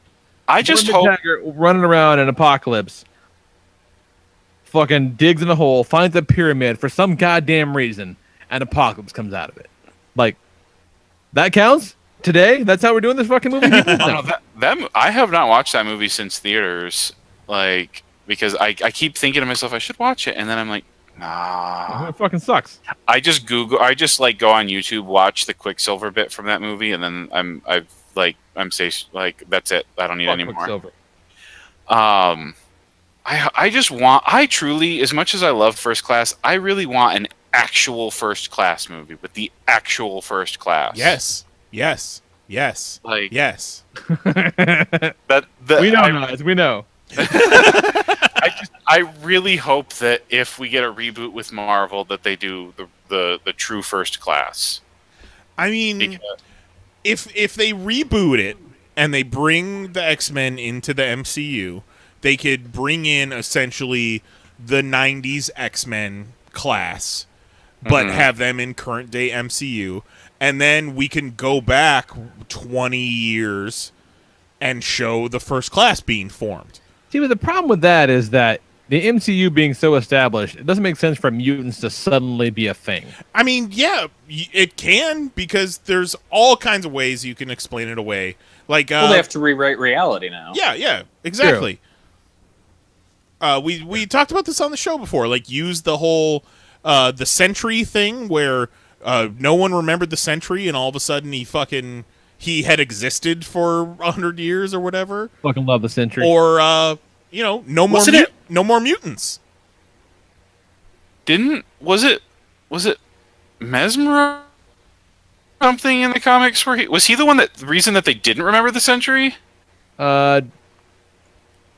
Maybe it was him, actually. I swear Mesmero did something to make people forget something. I don't know. Kind of whole gimmick. It made you forget what you wanted to talk about. You could have Mesmero do it. You could have Cerebro with Professor. I mean, that's right in line with Professor X to fuck with things. You could easily have it where he made everybody forget or has been using his mental powers to explain things away for years. To protect the mutants from segregation or... Yeah. Mm-hmm. I even went so far as to create a shitty Inhumans television show to hide our appearance. Well, you can even do the like today and just have it be like, okay, there have been some mutants throughout history, but there's been a boom recently, and this is him forming the team for the first time, and have them all be, young. There's ways to do it. It might be a little clunky, but I think people would go with it. Yeah, make the X-Men basically covert ops like S.H.I.E.L.D. has been all these years. Yeah. I think they could do it, and I think it'd be interesting, and, they could very easily put the Fantastic Four in with when they get... definitely. They've been in space, y'all. Yep. Like, all they need to do is just, port over Deadpool as is and have him comment on all the crap. Simple. Yeah. Deadpool can be our key to explaining it all the way. Mm-hmm. I kind of like the idea of, Deadpool 3 just opening with him introducing the X-Men to the MCU and go, you're in this universe now. And that's the only explanation we ever get. And they're just there now. Yeah. I'd be alright with that. Or at the end of Infinity War Part 2, whatever it's called, Avengers 4, Deadpool finds the stone, and then he's the reason that they're all in the MCU now. I love it. And then that's it. That's just there you go. Print it. Let's fucking do it. We're doing all the work for you, movie studios. You're welcome. We got you, dogs. We got movie ideas. We'll rank anything. Anything. Speaking of, who was this for? Who was this last week that sent this in? Was it Mel? The Mel, yeah. Mel wrote in last week to popcast at PanelsOnPages.com, as should all of you. He writes in as for our 6 top burgers, best burgers. Oh man! So Mel writes in. He says he does Five Guys, In-N-Out, White Castle, Shake Shack, a dark horse of Chick-fil-A. What? That's They have burgers? Either they have burgers and no one knows, or he's throwing a fucking chicken sandwich into a burger list, in which case that's horseshit. Chick-fil-A is delicious, but it's a I don't chicken. think they have burgers. I could be wrong, though. No, I don't think they do. It's a chicken sandwich. Yeah, that is not a fucking burger, Mel. And then he closes out and says, anybody try a Wahlburger? And I have not had a Wahlburger. No. I've heard they're good. Pretty good. I watched that dumb show for a season or so. So yeah, what? Let us know what you want us to rank. We'll rank the fuck out of literally anything. Anything. We need a few. We're running out of a backlog. We need a few. Okay. We got nothing for next week. So y'all done fucked up. So let us know what you want us to Give us a list of lists and we'll rank them. Can you rank toes? Like which toe you like the best? No, toes are weird. I don't want to do Only that. if he has 6 toes, No, weirdo. Fuck You toes. said Toes you are ranked gross. everything, so I wanted to see what the limits were. That's Well, a list for perverts. Okay. Number 1, camel toe. Got him. Got him. End of list. Yeah. All right. So I put what I'm going to call a shocking amount of thought into this. I'm going to go. I'm starting off with a dark horse, as it were. I'm going DQ flamethrower burger. Wow. Okay. All right. It's tight. I've never had one that was poorly constructed. Like it consistently is put together the best of any like fast food burger chain burger I've ever had. Like it's always nice and tight, and that flamethrower sauce is really good. Like a single piece of lettuce, not shredded. Fuck out of here with shredded lettuce. A piece of lettuce got a good consistency to it, good texture. Flamethrower burger, where the fuck it's at. Solid. Next up, going with a Frisco burger from Hardee's and/or Carl's Jr. All right. What's the Frisco burger consist of? That's the sourdough? Sourdough bun. Excellent. It's like a 1/3 pound patty. Little white cheese. What is that? The fucking provolone cheese, I think it is. And then put a tomato on there. Fuck out of here with the tomato. You gotta tell them to go easy on mayonnaise because they'll load that fucker up with mayonnaise. A little bit goes a long way. I love a monster thick burger from Hardee's, but we don't have Hardee's around us anymore, and Hardee's is also they got some shitty business practices. So fuck. King of erotic sandwiches. King of rock sandwiches. Yeah, I like a monster thick burger too, but that's almost too much. It is close to too much burger. Yeah, the patties are really thick. Like it's a lot going on. Like it gets a little dry if it's not done properly. Next up, we got about a dozen jalapeno cheese White Castles. The jalapeno cheese White Castles are the fucking truth. I don't think I've ever had the jalapeno cheese. That's the fucking best. It's not like there's a piece of cheese and a jalapeno on it. The jalapeno is in the fucking cheese. Right, like a pepper jack, kind of. Yeah, but fuck out of the pepper jack. It's a special magical pepper. It's a magic cheese. Okay, easy, buddy, easy. Slides down. You really got to chew those sons of bitches. Just bite off and just let it slide down the gullet. Delightful. I think you need a couple of potatoes, Lee. Fucking wonderful. You're getting a little angry. I'm gonna go. I'm fucking hungry all of a sudden. I'm gonna eat until 4 o'clock tomorrow. No lie. We talked about doing this list last week on the show, and immediately the next day, Mary was like, "Okay, we need to go get burgers." I had a burger the next goddamn day. I had a burger for dinner. As did I. Had a Sonic burger. It's okay. Next up, we're going Five Guys, generic Five Guys. You can put whatever the fuck you want on a Five Guys. Well, burger. what do you get? What do you put on your Five Guys? A lot. We go lettuce. You get the bacon. You get the bacon cheeseburger, the double stack, pickles, mustard, pickles, like a lot. I fucking pile that son of a bitch up there because hell yeah, because they're expensive. And I'm not gonna put like 4 toppings on a fucking expensive ass hamburger. We're gonna make it worth my fucking while. Solid. Next up, we got a triple rodeo from Wayback. Now, Wayback, I don't know if they exist outside of Walmarts. They simply must. But I've only ever seen them inside Walmarts. And you can go triple on a Wayback burger because they're very thin, very soft, very greasy. It's all made fresh, which is very good. They got to wait a little bit. But it's worth the wait. They're making that shit fresh for you because they love you. Rodeo burger, they put 3 of them patties on there, 3 slices of cheese, shitload of barbecue sauce, and they top it off with those fat-ass onion rings. I've got I've only been to Wayback Burger once, and I had that Ghostbusters burger that had the pepper jack cheese and the ghost pepper sauce, and it was a double stack. And man, that was a tasty fucking burger. And I got it with the Stay Puft shake and the. That sounds awesome. I hate that I missed that. That sounds fucking mac delicious. and cheese bites, but I only had it once, so honorable mention for that one. Good burger. That sounds delicious. Yeah, it was good. And then number 1, I got the Big Game Burger. You can get that at the Caney Fork Valley Grill in Nashville. It's got one. It's a third pound patties. I think no, quarter pound patties. Right? It's a half pound burger. Half pound is solid for a burger. You can go 2/3, you get crazy, but that's almost too much. So this is a quarter pound beef patty and a quarter pound elk patty. Ooh.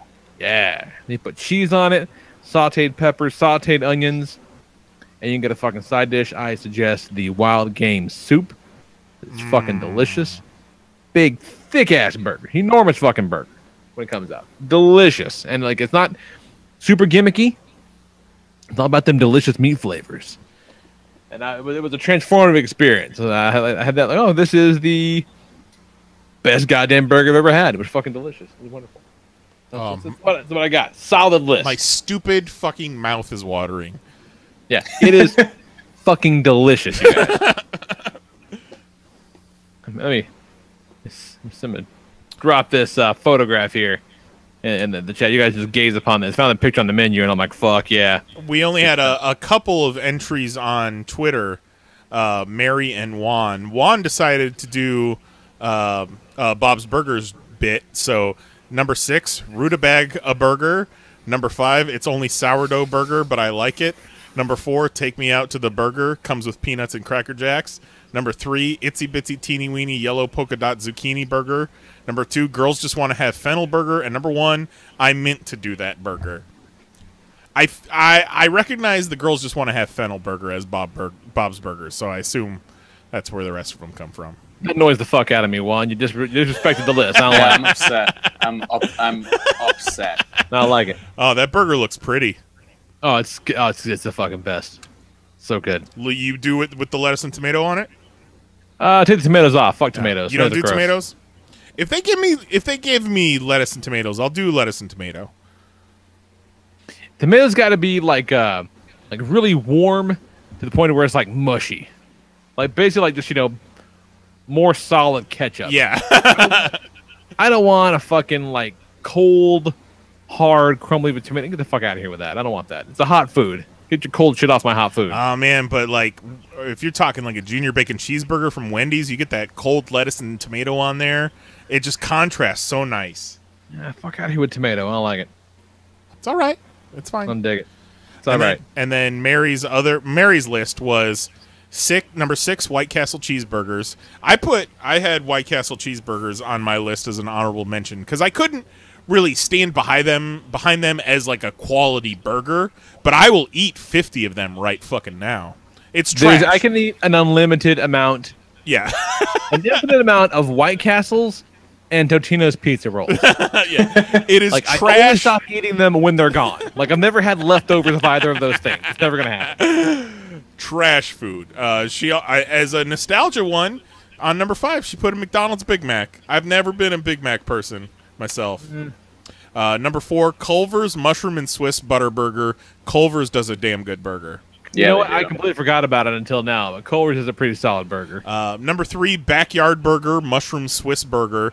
That's a good burger, too. We have a Backyard Burger right down the street here. And for years, I sweared by Backyard Burger, but their quality has been going down a lot lately. I love their black and blue, which has got blue cheese and bacon on it, but their quality has been shit lately, so they didn't make my list. Number 2, Five Guys Little Bacon Cheeseburger with mayo, lettuce, tomato, and we did end up going to Five Guys on Friday night after the show. There you go. And then number 1, Five Guys Little Bacon Cheeseburger with mayo, barbecue sauce, sauteed mushrooms, and onions. So that kind of annoys me too, but I'm gonna let it slide because that's 2 distinct flavors. I'll let that one slide. It is. It's 2 different burgers. Yeah, definitely 2 different burgers for sure. Definitely. This is a bad idea. This list. Let's try all of them. This all sounds delightful. Jose's not here. That didn't stop him from writing in. That's right. Jose writes in, says, number 6, an old Chinese mom and pop place that's by my house growing up. And you know what? I love that answer. Yeah. Love that answer. Number 5, he says In-N-Out, but their fries are bullshit. Slash Hardee's slash Carl's. I don't think you can compare an In-N-Out burger to a Hardee's burger. That's a pretty wide spectrum. Not the same. I just think he's just trying to lump them all in there together so he can skirt the rules and get 7 on his list. As is the Jose way. Now this one surprised me. We talked about this a little while ago. He puts the McDonald's new juicy quarter pounder. Oh, it's good. I hear that, but I've been holding steadfast to never eating McDonald's hamburger for like 5 years. And I don't think I can break that streak over a fucking stunt. No, I mean, like, if you're not eating McDonald's, then don't bother, but... Yeah. Fuck McDonald's burgers. Because it is also the regular cheeseburger. Something about a garbage, bullshit McDonald's cheeseburger is a welcome comfort food. Yeah, double cheeseburger. I would go double cheeseburger on the shitty McDonald's burger. Yeah. Some of those small diced onions. The diced onions you really only get on those McDonald's burgers. They don't exist anywhere else. Well, I mean, like White Castle a little bit. Yeah, they're not the same though. They're more like a grated. Yeah. Versus the diced. He says Wendy's Junior Bacon Double Big and Juicy. Not bad. Like when you're Junior Bacon. That's pretty good. Junior Bacon Cheeseburger is a classic burger. Number 2, Smash Burger. Number 1, Five Guys. So solid. What you got, Kelly? All right. My phone went to sleep. Hold on. I'm just gonna go through my list in the order that I wrote them down. Sure. The most important is the first, and then goes to order of least importance. Number 1, the burger from that food truck at WrestleMania weekend. Oh fuck, that was a good burger. Man, shit, that's right. I did not like that burger. Now throw my goddamn window out. That was an amazing. That list is bullshit. That's a great burger. Mine was messy. Mine was messy and burnt. It did not taste good. Oh no, it was fucking incredible. Oh man, I loved that burger so much. It was, fuck. What did it all even have on it? It was pulled pork, bacon, pulled pork, bacon. Had barbecue sauce. Was it pulled? No, it was brisket. Was it brisket? That's it. No, the burger was made of brisket. Yeah, it was that's right. It was a brisket burger with pulled pork on top. That's right. Fuck, that was a good burger. Oh, I love that thing so much. Number 2. Yeah, fuck out of here, the Frisco burger. That just made the list. Number 2 is the Big Kahuna Burger from the Milwaukee market. There was a sushi place where you could get a Big Kahuna Burger, and it was very much a tasty burger. That is a tasty burger. Number 3, the Big Jack Daddy Burger from Buffalo Wild Wings. Whoa, Shockingly good. Wild Wings does burgers, huh? They're not bad. Very similar to the burger from that food truck on Mania weekend. You get, it's a normal meat burger, but you got barbecue sauce, some pulled pork, and some onion rings on there. That's pretty good. I like barbecue sauce on the burger. I do too. That's the new hot thing, is putting pulled pork on a burger. Yeah, I'm here for meat as a topping on other meat. Yeah. Number 4, the Hangover Burger from the Panther Pub. Panther Pub is a place by me. It's got the Hangover Burger's got hash browns, fried egg, cheese, bacon. Delicious. Oh, sounds like a Grand Slam burger from Denny's. Yeah, that sounds fucking good. That sounds it's really good. Number 5, any mushroom and Swiss, and number 6 just says put an egg on it. Oh yeah. Yeah. Yeah. You put an egg on a burger, it makes it a million times better. Yeah. Honorable mention on my list was the burgers that Nyes made at the first Pop Goes the 4th party we had. With the ground bacon. Fuck, that was a good burger. Yeah. Man put ground bacon and I think some cheese, mixed it into the beef before we cooked them. They were fucking great. I think that might have been the last time I even made those burgers. Those were great. Yeah, we did a lot of crazy shit that weekend. That was bacon explosion. Good time. Yeah, it was. I have nothing but fond memories of that. It was fucking great. I'm not even kidding a little bit. It was wonderful. What you got? I feel like you might be kidding. No, it was great. Good. It was good. It was all lovely. All right. Shit, it's hard to tell with me sometimes. But no, I'm being very sincere. I've got a lot of overlap with Jose. My You numbers. like that mom and pop Chinese joint too? Well, I do have a burger that is sentimental to me like that. I like it. Number 6, I'm going to go with the Bacon Avocado Club from Smashburger, and that's I'm sure that's the Smashburger Jose's talking about. We got Smashburger when we went to the Classic Auto Show in LA last year, and for my money, Smashburger is way better than In-N-Out, and they got more unique choices as far as burgers go.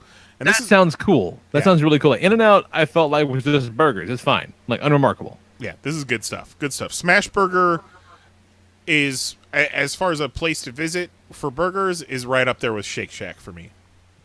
Number 5, I'm going to go with the double quarter pounder with cheese from McDonald's. No onions on mine, please. But yeah, I would have put that on my list even before they made it juicier.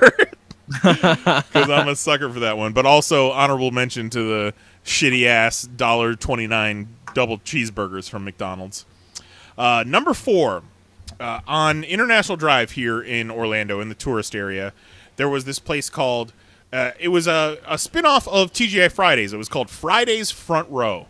And it was this huge, like, 3-story... Oh, fuck, it's only Wednesday. It was this huge 3-story themed sports bar complex, and it's where we would go to see all the WWF pay-per-views back in the day. But I first started going there with my parents when I was when I think it was after we first moved here, and it was one of the first places I saw that had the electronic trivia boxes that they brought to your tables. Yeah. And you can play trivia on the TVs. Fucking love that. It was called the Sumo Burger, and this thing looked like a manhole cover. And I don't remember it being delicious, but I remember it being huge, and like we would go there for my birthday, and it was a big deal. So a lot of fun memories of playing trivia and eating that Sumo Burger. We got a place like that in the Murfreesboro area called Fat Moe's, and they got a burger that's like, it's like a fucking bar stool. Like it's humongous.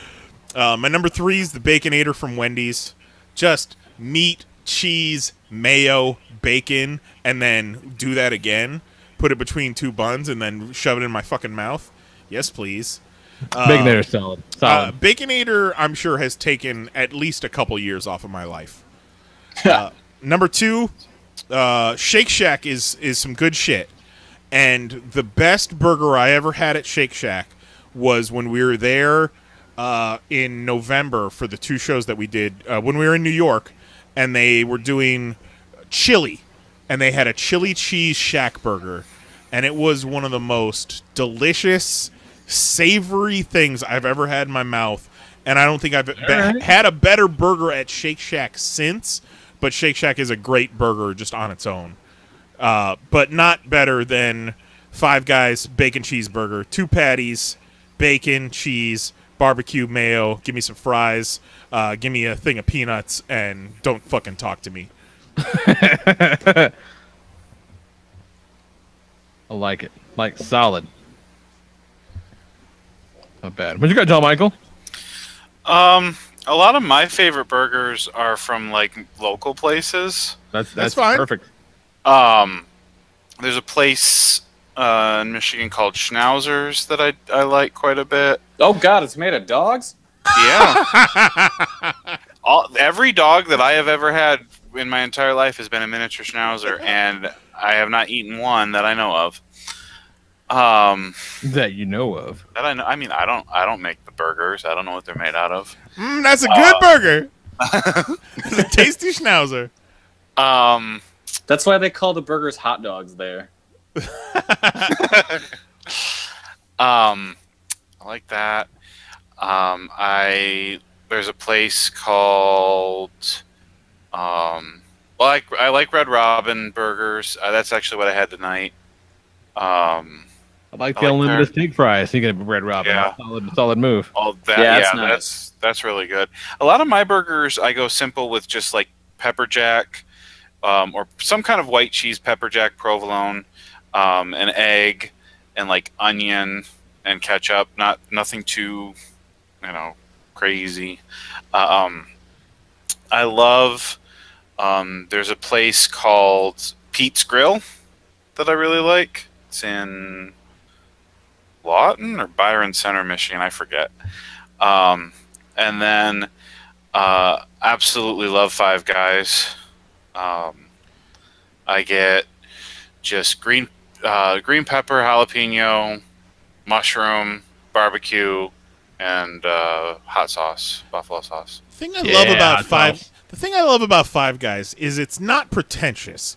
There's definitely some pretension in Shake Shack, and a lot in In-N-Out, because In-N-Out, they think they're fucking cool with their secret menu and everything. Five Guys is just like, hey, we got burgers, you want some? Yeah, we got burgers, we got hot dogs. What the fuck you want on it? Yeah. And I live 2 minutes from one. Oof. So, like, it's great. And then there's a place local called Non-La Burger that I really like. Non-La Burger? Okay. Nonla. So there's this place called Non-La, which is a Vietnamese restaurant that's in a city close to mine. And they opened up a burger place that's connected. Like, this woman runs the burger place and her husband runs the Vietnamese place, but the burger place is fantastic. He's like, I can't deal with this bitch anymore. I got to give her a burger place. Yeah, go. It's this tiny little, like, they have like 3 booths to sit at. Like, it's a tiny ass little place, but it's delicious. And then there's another restaurant called Big T that has what I like to call adult Wendy's burgers. They're like, so they're erotic sandwiches. Oh yeah, the most. A little like nipple play with your burger. Nice. Keep talking. They're like Wendy's, but like I said, like they're like super Wendy burgers, and I really, really, really like it a lot.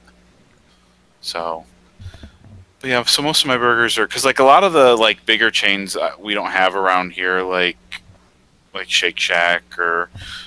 Shake Shack is still making its rounds to the rest of the country. Yeah, and we don't have like Hardee's or Carl's Jr. or like anywhere like in the immediate vicinity or anything like that. So Mary would have put Shake Shack on her list, but every time we go, she gets the chicken sandwich, so she couldn't even judge their burgers. And I tell you what, Kelly and Lee, you guys were at that Shake Shack when we went before Black Panther, and how nuts that place was, right? Holy shit, like, I forgot about that place. That might have kind of tainted my that was stressful. It was very stressful. It was very stressful. I think I just said, what did I order? I just said plain hot dog. You're like, plain hot dog! Yeah. The Shake Shack and then I think I got ice cream, too? The Shake Shack we have down here, we went a couple weekends ago, and it was a ghost town, essentially, and a huge restaurant with no one in it. And that would have been wonderful. New York is the opposite. Tiny restaurant, everyone's in it. So much. Ridiculous. It was too much. Kill or be killed, finding a table. Oh, God. It was pretty intense. It was maybe a little too intense for fucking hamburgers. It's like, this is New York. There's 1,000 places to eat here. This doesn't have to be this way. Lee and I are just like, we got so many slices of pizza for like $5. Exactly 5 slices of pizza for $5. Oh man, I could go for some New York pizza right now. That was my favorite thing, is when Lee and I were just wandering around, and every dollar pizza place we saw, we got a slice. Yeah. On our way to Shake Shack, we got a slice. Yeah, you did. Right. And then quite possibly again on the way back from Shake Shack. I think we did, yeah. On the way to that damn tech store to get a memory card, you're like, oh, it's a fucking pizza place right here. That's right, yes. Like, I'll catch up. It'll be fine. Did we get your whole list there, John Michael? We'll go with yes. Cool. Well, that was delicious. That was. I just regret not having a pile of delicious hamburgers in my fucking lap right now. A crave case. Oh, fucking crave case. I want burgers and pizza now. Oh, man. Wait. Pizza burgers. I've never been a fan of a pizza burger. Nah, No, not either. Like, that's one of those things that sounds better than it is. you know what's good, though? Cheeseburger pizza. Oh, fuck yeah. That used to be my go-to order from Domino's back in the day, like doing sleepovers. It's like, dudes, you like bacon cheeseburgers? You like pizza? You want some fucking Sunny D while you're at it? Next week, let's do top 6 Taco Bell menu items. Oh, shit. You mean what I get at my meal every time I go to Taco Bell? I don't know if I get 6 different things there. Like, over your life, you haven't gotten 6 different things? I can definitively say I haven't. I've gotten 2 things.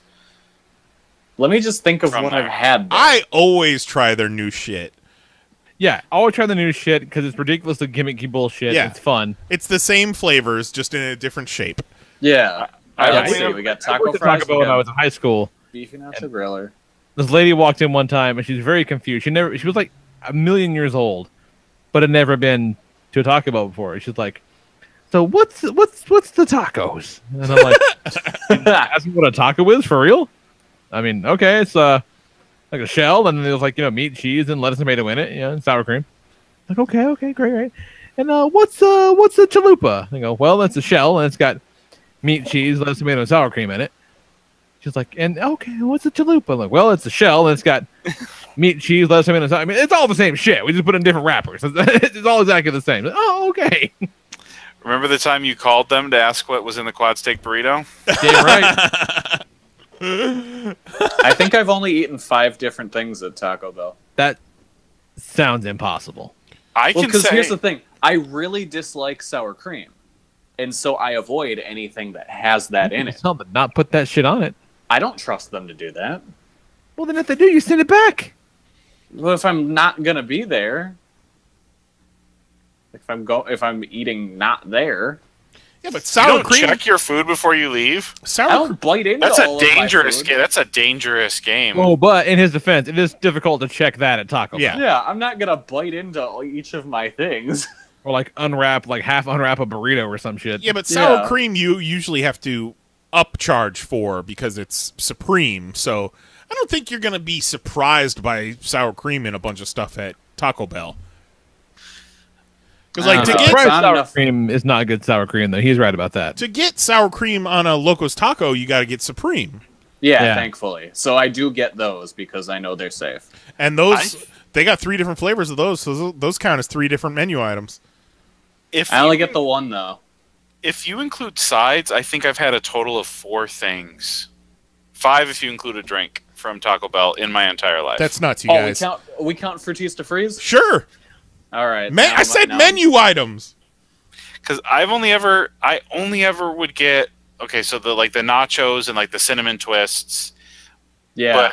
But the only main How items the fuck do people live not eating Taco Bell fairly on the reg. That's so foreign to me. I would eat it all the time, and I live right by one. But I always either get hard shell crunchy tacos or soft shell tacos. That's it. But they have the most innovative minds in food working at that laboratory they make those dishes at. You're missing out, man. I just like to get 10. I would when I was growing up, as a little fat ass, I would like to get taco job and feel great about myself. I resemble that remark. I identify to the things you're saying. You ever had their churros? The cinnamon twists or churros? They've had churros. I don't know if I've had their churros. They're shitty. I did have some cinnamon twists recently that tasted like cigarette ash. Ew. Oh, no.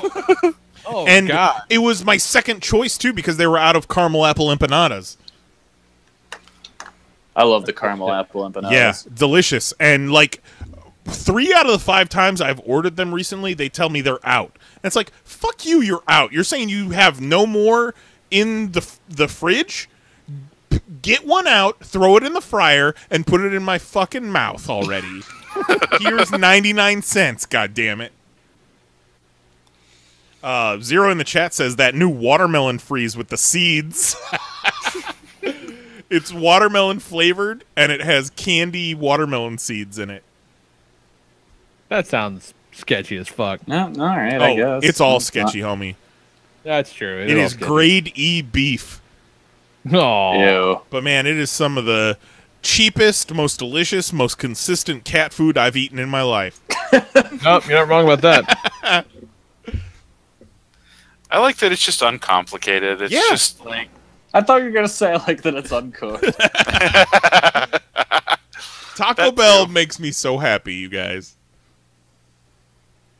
I've never regretted Taco Bell. No, I've regretted it. Oh yeah. Oh no, I've regretted a lot of things, but I never regret Taco Bell. Like sometimes you just need to loosen your stool. I've left Taco Bell with 12 items in my bag that cost $6. Yep. It's nuts. We got any other mail or anything? We wanna think on a top 6 for next week. We don't actually have to do Taco Bell. This is a fun discussion. Yeah. Solid discussion. No, but yeah, that's nothing in the mailbag this week. So, you guys hit us up. Hit us up on the Twitter at Panels on Pages. Email us popcast at PanelsOnPages.com. Or voicemail us 616-951-1POP. Do it in time. We'll fucking hit it for next week. Mahoney. Yeah, screw it. I'm playing Octopath Traveler right now. Let's do top 6 video games. All right. Ooh. All right. That's it. All right, there you go. Top 6 video games. Gonna do it. If Leisure Suit Larry is not your number one, then I don't know what you're doing. Oh my god. You're not jerking off enough, that's for sure. That and Atari ET. Those are the only 2 games I need. God damn it. Yeah, all right, we'll do video games next week. Good times. All right, fucking A. So, talk comic books, get the fuck out of here. The problem with comic books is the ink comes off on your hands. Every time you turn the page, you have to wash your hands. The Saga 54 fucked me up, you guys. Like, it fucked me up. I had a moment where I'm like, oh, bitch, you cannot cry at the lunch table at your work. You can't do that. you got to keep your shit together. Tubby bitch. I knew something was up the second I saw that cover. Yeah, like not, and they're gonna take like a year off. Yeah, that's kind of nuts. That's insane. I mean, I get it and I respect it, but it bums me out. It's a bad business move. Yeah, it's quite honestly, every time they take one of those breaks, our sales numbers for Saga drop. Really? Oh yeah. Even like the little 3-month breaks, huh? Yeah, every single time they do it, less people are buying it. Interesting. So I don't know how they'll do after coming back from a year off. People are fickle. It sucks, man. I'm gonna miss it real bad. But the issue was it looked great. It was just it was all bad. It was all bad from the very beginning. Like it never got better. And fucking broke my goddamn heart. Didn't care for it, but it was great. It's good, but made me sad. I checked out that Justice League Dark #1, and I think my favorite thing about it is Dreadlock Swamp Thing. Yes, I love Alan Moore Swamp Thing. Yeah, fucking all about like Rob Zombie Swamp Thing makes me very happy because he looks just like Rob Zombie.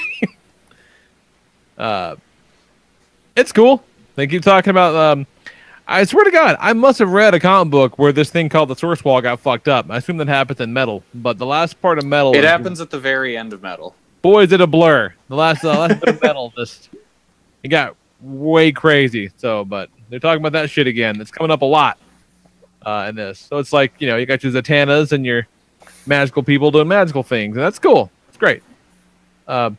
the other weird bit is that you got Langstrom, Kirk Langstrom, the Man-Bat, working with Zatanna, and he appears to have like a regular dude body, but still a crazy bat head. I love how peppy he is. Yeah, he's very excited to be there, very happy to be around. He just has like a bat head until he needs to fight. Then he gives himself a shot of Man-Bat juice and goes like full Man-Bat mode. Hey guys, how's it going? Hey Kirk, would you happen to know who shit on the ceiling? Nope. It's fucking bizarre. It's very, very bizarre. But I'm into it. I'll come back for another one. See how it goes. Why not? What else? Lost Light 21, Transformers Lost Light. We're getting towards the end, and goddamn, do I hate that. Great issue though, really great issue. Observation was made that as they're on this planet that basically there's this planet where the core of it is being run by psychics, the empath psychics, and so the planet they're on is like basically an assisted suicide clinic. And so the psychics show you what the thing is you want the most to ease you into the idea of death, right? So they look into it. And so that's why all this crazy shit's happening around them. And so when that reveal comes, the things that have happened, the issues prior, make a lot of different sense and take on a lot of different meanings. So like, Getaway just wants to be accepted by God, and that's kind of what takes him out. Whereas Rodimus wants to fucking fight God, and that's why he comes face to face with basically all the key figures of their religion and gets to call them assholes to their faces, which is kind of great. Like it's very, very strong character work, as is usually the case. And then we get the big reveal in this one of kind of who the Grand Architect is, and I ain't buying it. I don't think so. There's another swerve coming here, and goddamn Megatron's back, and that makes me very happy. So it's wonderful comic books. I'm gonna miss this one most of all when it's gone. And then last one I'll talk about real quick is that Doomsday Clock #6 came out, and I liked it a lot. I'm digging these new characters. The marionette and mime characters are very fucking cool. I mean, I can't see any issue of this and not be just taken back by how goddamn good it looks, like how great Gary Frank's artwork is and how it just totally fits for this kind of Watchmen sequel thing. This is kind of the thing I feel like he was born to do. Yeah. Like this is, like everything he's done in his career has led to this in a big bad way. Like it's really well done.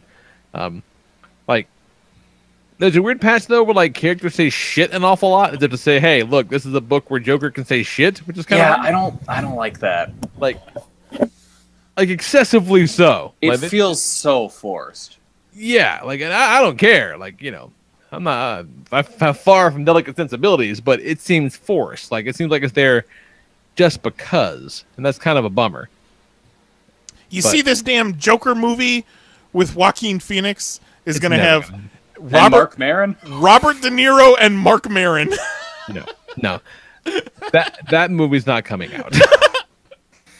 That's never going to get made. It's never going to get made. I mean, they're saying they're going for it. We said that about Venom. Why nobody, like, the Joker does not need that's the one thing Joker doesn't need is an origin movie. I'm going to see that on a double feature with Black Adam. I would have been into this had Jared Leto Joker not existed. Like, you give me Joaquin Phoenix Joker, okay, that's our Joker, sure. That could be cool. Shit, I'd be more into this if it were a Jared Leto Joker. Because at least that's a Joker we've seen before. Man, and for as dumb as he fucking looks, he was by far the most interesting part of that Suicide Squad movie. He was, but as time has passed, I want to see that Joker again less and less. It's just, it is aged so poorly. The minute that it came on screen, I wanted to see less of him. Yeah, you didn't like Suicide Squad. That's on record. I do not have fond things to say. No, it's because it's really goddamn terrible. Yeah, that's all I got. What you got, Kelly? Let's see. Got X-Men Grand Design, Second Genesis. It's the second part of Ed Piskor's history of the X-Men comics that he's been doing in the style of like how his Hip Hop Family Tree comics are. It's a real good kind of just once-over look at the history of the X-Men. This is the second wave of X-Men, so it starts with Giant Size, X-Men #1, and goes through the ending of the Phoenix Saga. It's pretty good. It's very wordy. It's very much just a history of X-Men comics. Yeah, that fits right with Claremont's era, so... Yeah, it's really cool. I like it a lot. This is the second of 2-issue miniseries he's done. The first one came out, I want to say earlier this year. I could be wrong. Might have been late last year. Really worth checking out if you're an X-Men fan that kind of just wants to read a succinct history of their greatest moments, I guess. The other good book from this week that I really liked was The New World.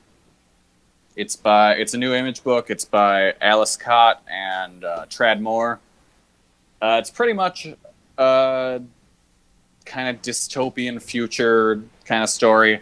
Features one of the main characters. She is a police officer that is a reality show star. Like, they have a camera attached to her and she goes around being a cop, but at the end, once she catches the guy, the fans get to vote on whether she kills the criminal or not. Holy shit. But she never kills the criminal regardless of what the people say. That's her gimmick.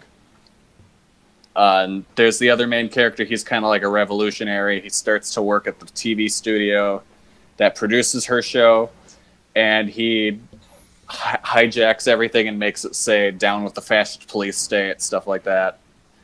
So then now they're coming after him. He goes to the club that night, meets this girl who just so happens to be the cop we saw earlier. They hook up, and then later the next day she discovers he's the guy she's going after. And that's where the issue ends. It's really good, really pretty. It's like a $5 issue. It's thick as hell. But one thing I really do like about the issue in the bonus content is, I guess every issue is going to have a backup story by 2 previously unpublished creators. Well, that's kind of cool. That's kind of handpicked by the creators of this book. And one of the writer of the backup story is the co-writer of the movie Mandy that's coming up with Nick Cage. Have you guys seen the trailer for this movie? No. You should watch it because it's fucking insane. Mandy? Nicolas Cage doesn't do... Is it based on the Barry Manilow song? If only. Nicolas Cage doesn't do pedestrian stuff anymore. He goes crazy for all of it. Yeah, it looks fucking insane. It's by the director of Beyond the Black Rainbow, and I love that movie. So I was very excited about this, and the trailer ends with Nick Cage having a chainsaw fight with a dude. Jesus Christ. So, yeah, you should go watch that trailer at your earliest convenience. What else came out this week? Venom came out, and we got an origin of the symbiotes. And boy, howdy, is it insane. Yeah? I haven't got to do it yet. Yeah, it's real fucking nuts. I like it a lot. Cool. And, yeah, that's about it. I like it. But go watch that Mandy trailer. Like, that's honestly my highest recommendation, because that movie looks incredible. Fucking A. All right. Shit, yeah. Anything worth talking about, John Michael?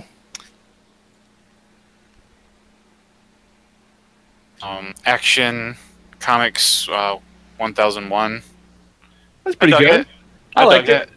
I've been really into Superman the last couple of years, and it hit me why, like, the world's gone to extra shit, and so I don't know what you're talking about. Yeah, everything's a treasure. Yeah, everything's awesome. But with the world, living as a dumpster fire, like more inspirational heroes like your Supermans or even like All Might from My Hero Academia, like I've connected to way more than I would have in the past. All Might is the greatest inspirational character. I agree. I love All Might so much. But I dug Superman, or Action Comics last week. I really like Bendis's Superman, like how he writes Superman. some of the other characters suffer from like same voice, but like his actual Superman and Clark Kent, I think, are pretty strong. X-23 number 2, I read that.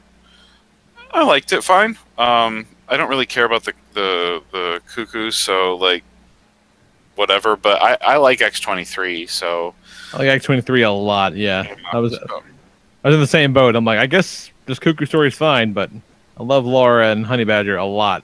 Same. So I'm in it for as long as this book lasts. And then I think the only other book I read that came out last week was Old Man Logan, number, I think it was 44. That was good. I dug that. I've really enjoyed this book. I just really like, Logan, whose powers are failing, who, is kind of old and busted and trying to still act as if he's, even though he knows he's not at the top of his game, is still getting into messes as if he is at the top of his game. I've just find that very enjoyable to watch or to read. So I've been digging it. And I like Logan versus Bullseye. So that stuff is great. Yeah. Like I really like, sadistic Bullseye. He's turned up to 11, and I dug that a lot. But I think that's about all I read that came out last week. I haven't had a lot of time to read much, so yeah, I think that's it. Solid. I like it. Stuff. All right, man. What you got, Nice? Thanks to my Facebook memories, I just realized that August 1st is the 4th anniversary of Howard the Duck getting spoiled for me in Guardians of the Galaxy, thanks to some fuckheads on Facebook. God.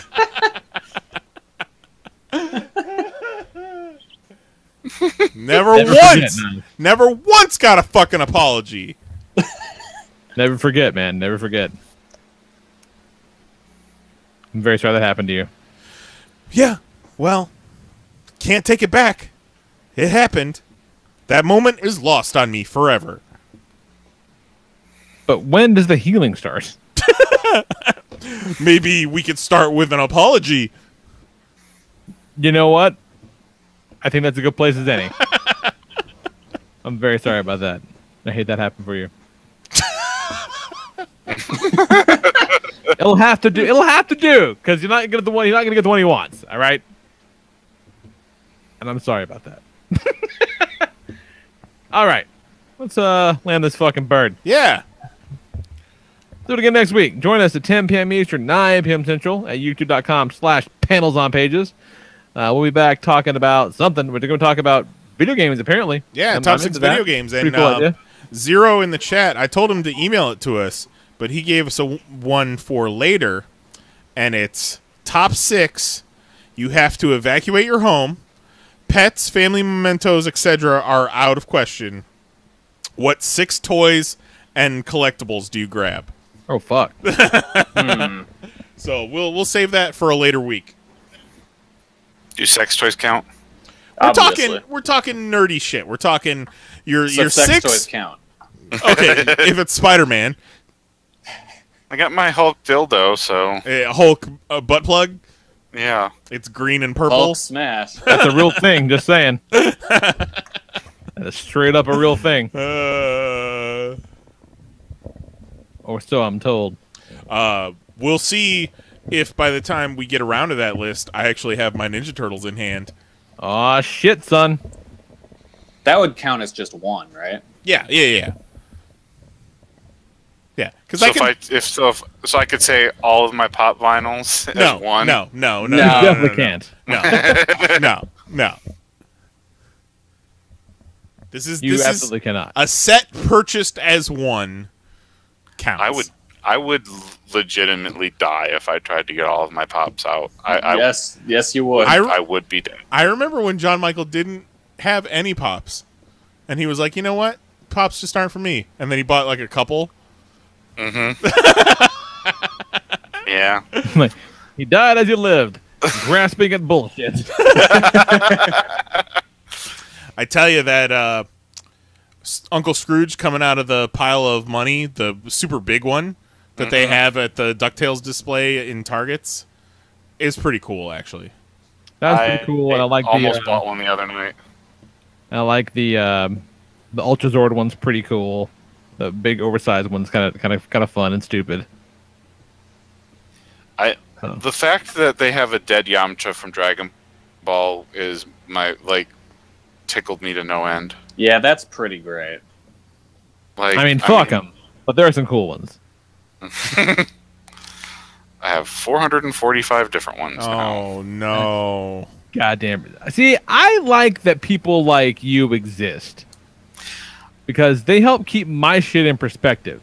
I met a guy when I a couple weeks ago when they had the summer convention ones. I went around trying to find them all. I met a guy that has 1,600 different PoP vinyls. Holy fuck! Too much. So that made me feel better about myself. I've seen PoP collectors that have Pops in box in their bathroom, sitting on their vanity next to the sink. Not mint in anything. That hurts my. That's like nails on my soul. They're covered in shit. Yeah, it's got poo particles all over it. Fucking Piss spray. Oh, that. Ugh. Did you say 1,600? Welcome to the ass party. Let's say each PoP vinyl $10. Mm-hmm. $10.99. Let's say $10. That's $16,000. That doesn't make any fucking sense. Fuck that guy. I hope he's lonely. He has a girlfriend. He's lonely. He has a girlfriend. I didn't corroborate it. But Do they have a contract about his pot buying habit? You see that asshole from that meme? Hey, the fact that I've broken my girlfriend and she had 0 before we started dating and she now has 3. So I'm wearing her down. The fuck? What are her 3? The Pink Ranger from from last year's movie. Bought at Toys R Us when it was going under, on one of the sales. Yeah. And then for her birthday, I got her the Bella twins. 2-pack. She into wrestling? Yeah. Oh, interesting. Are you getting into wrestling, John Michael? Not as of yet, but it might happen. Yeah. I'm just saying, WrestleMania's early April next year. Oh, also, I may be free to do WrestleMania weekend this coming year. Shit. Oh, fuck. I think we're moving our Japan trip to later in the year. Oh, man. I bought me and Mary bought our plane tickets for All In this week. Nice. So we are all set to hoop it up. All this talk about White Castle, we're going to have to... We fly in Saturday and fly out Sunday. So okay. In between that time, we're going to have to get White Castle and Portillo's. So I think it's very important to be goal-minded. Yeah. Stuff.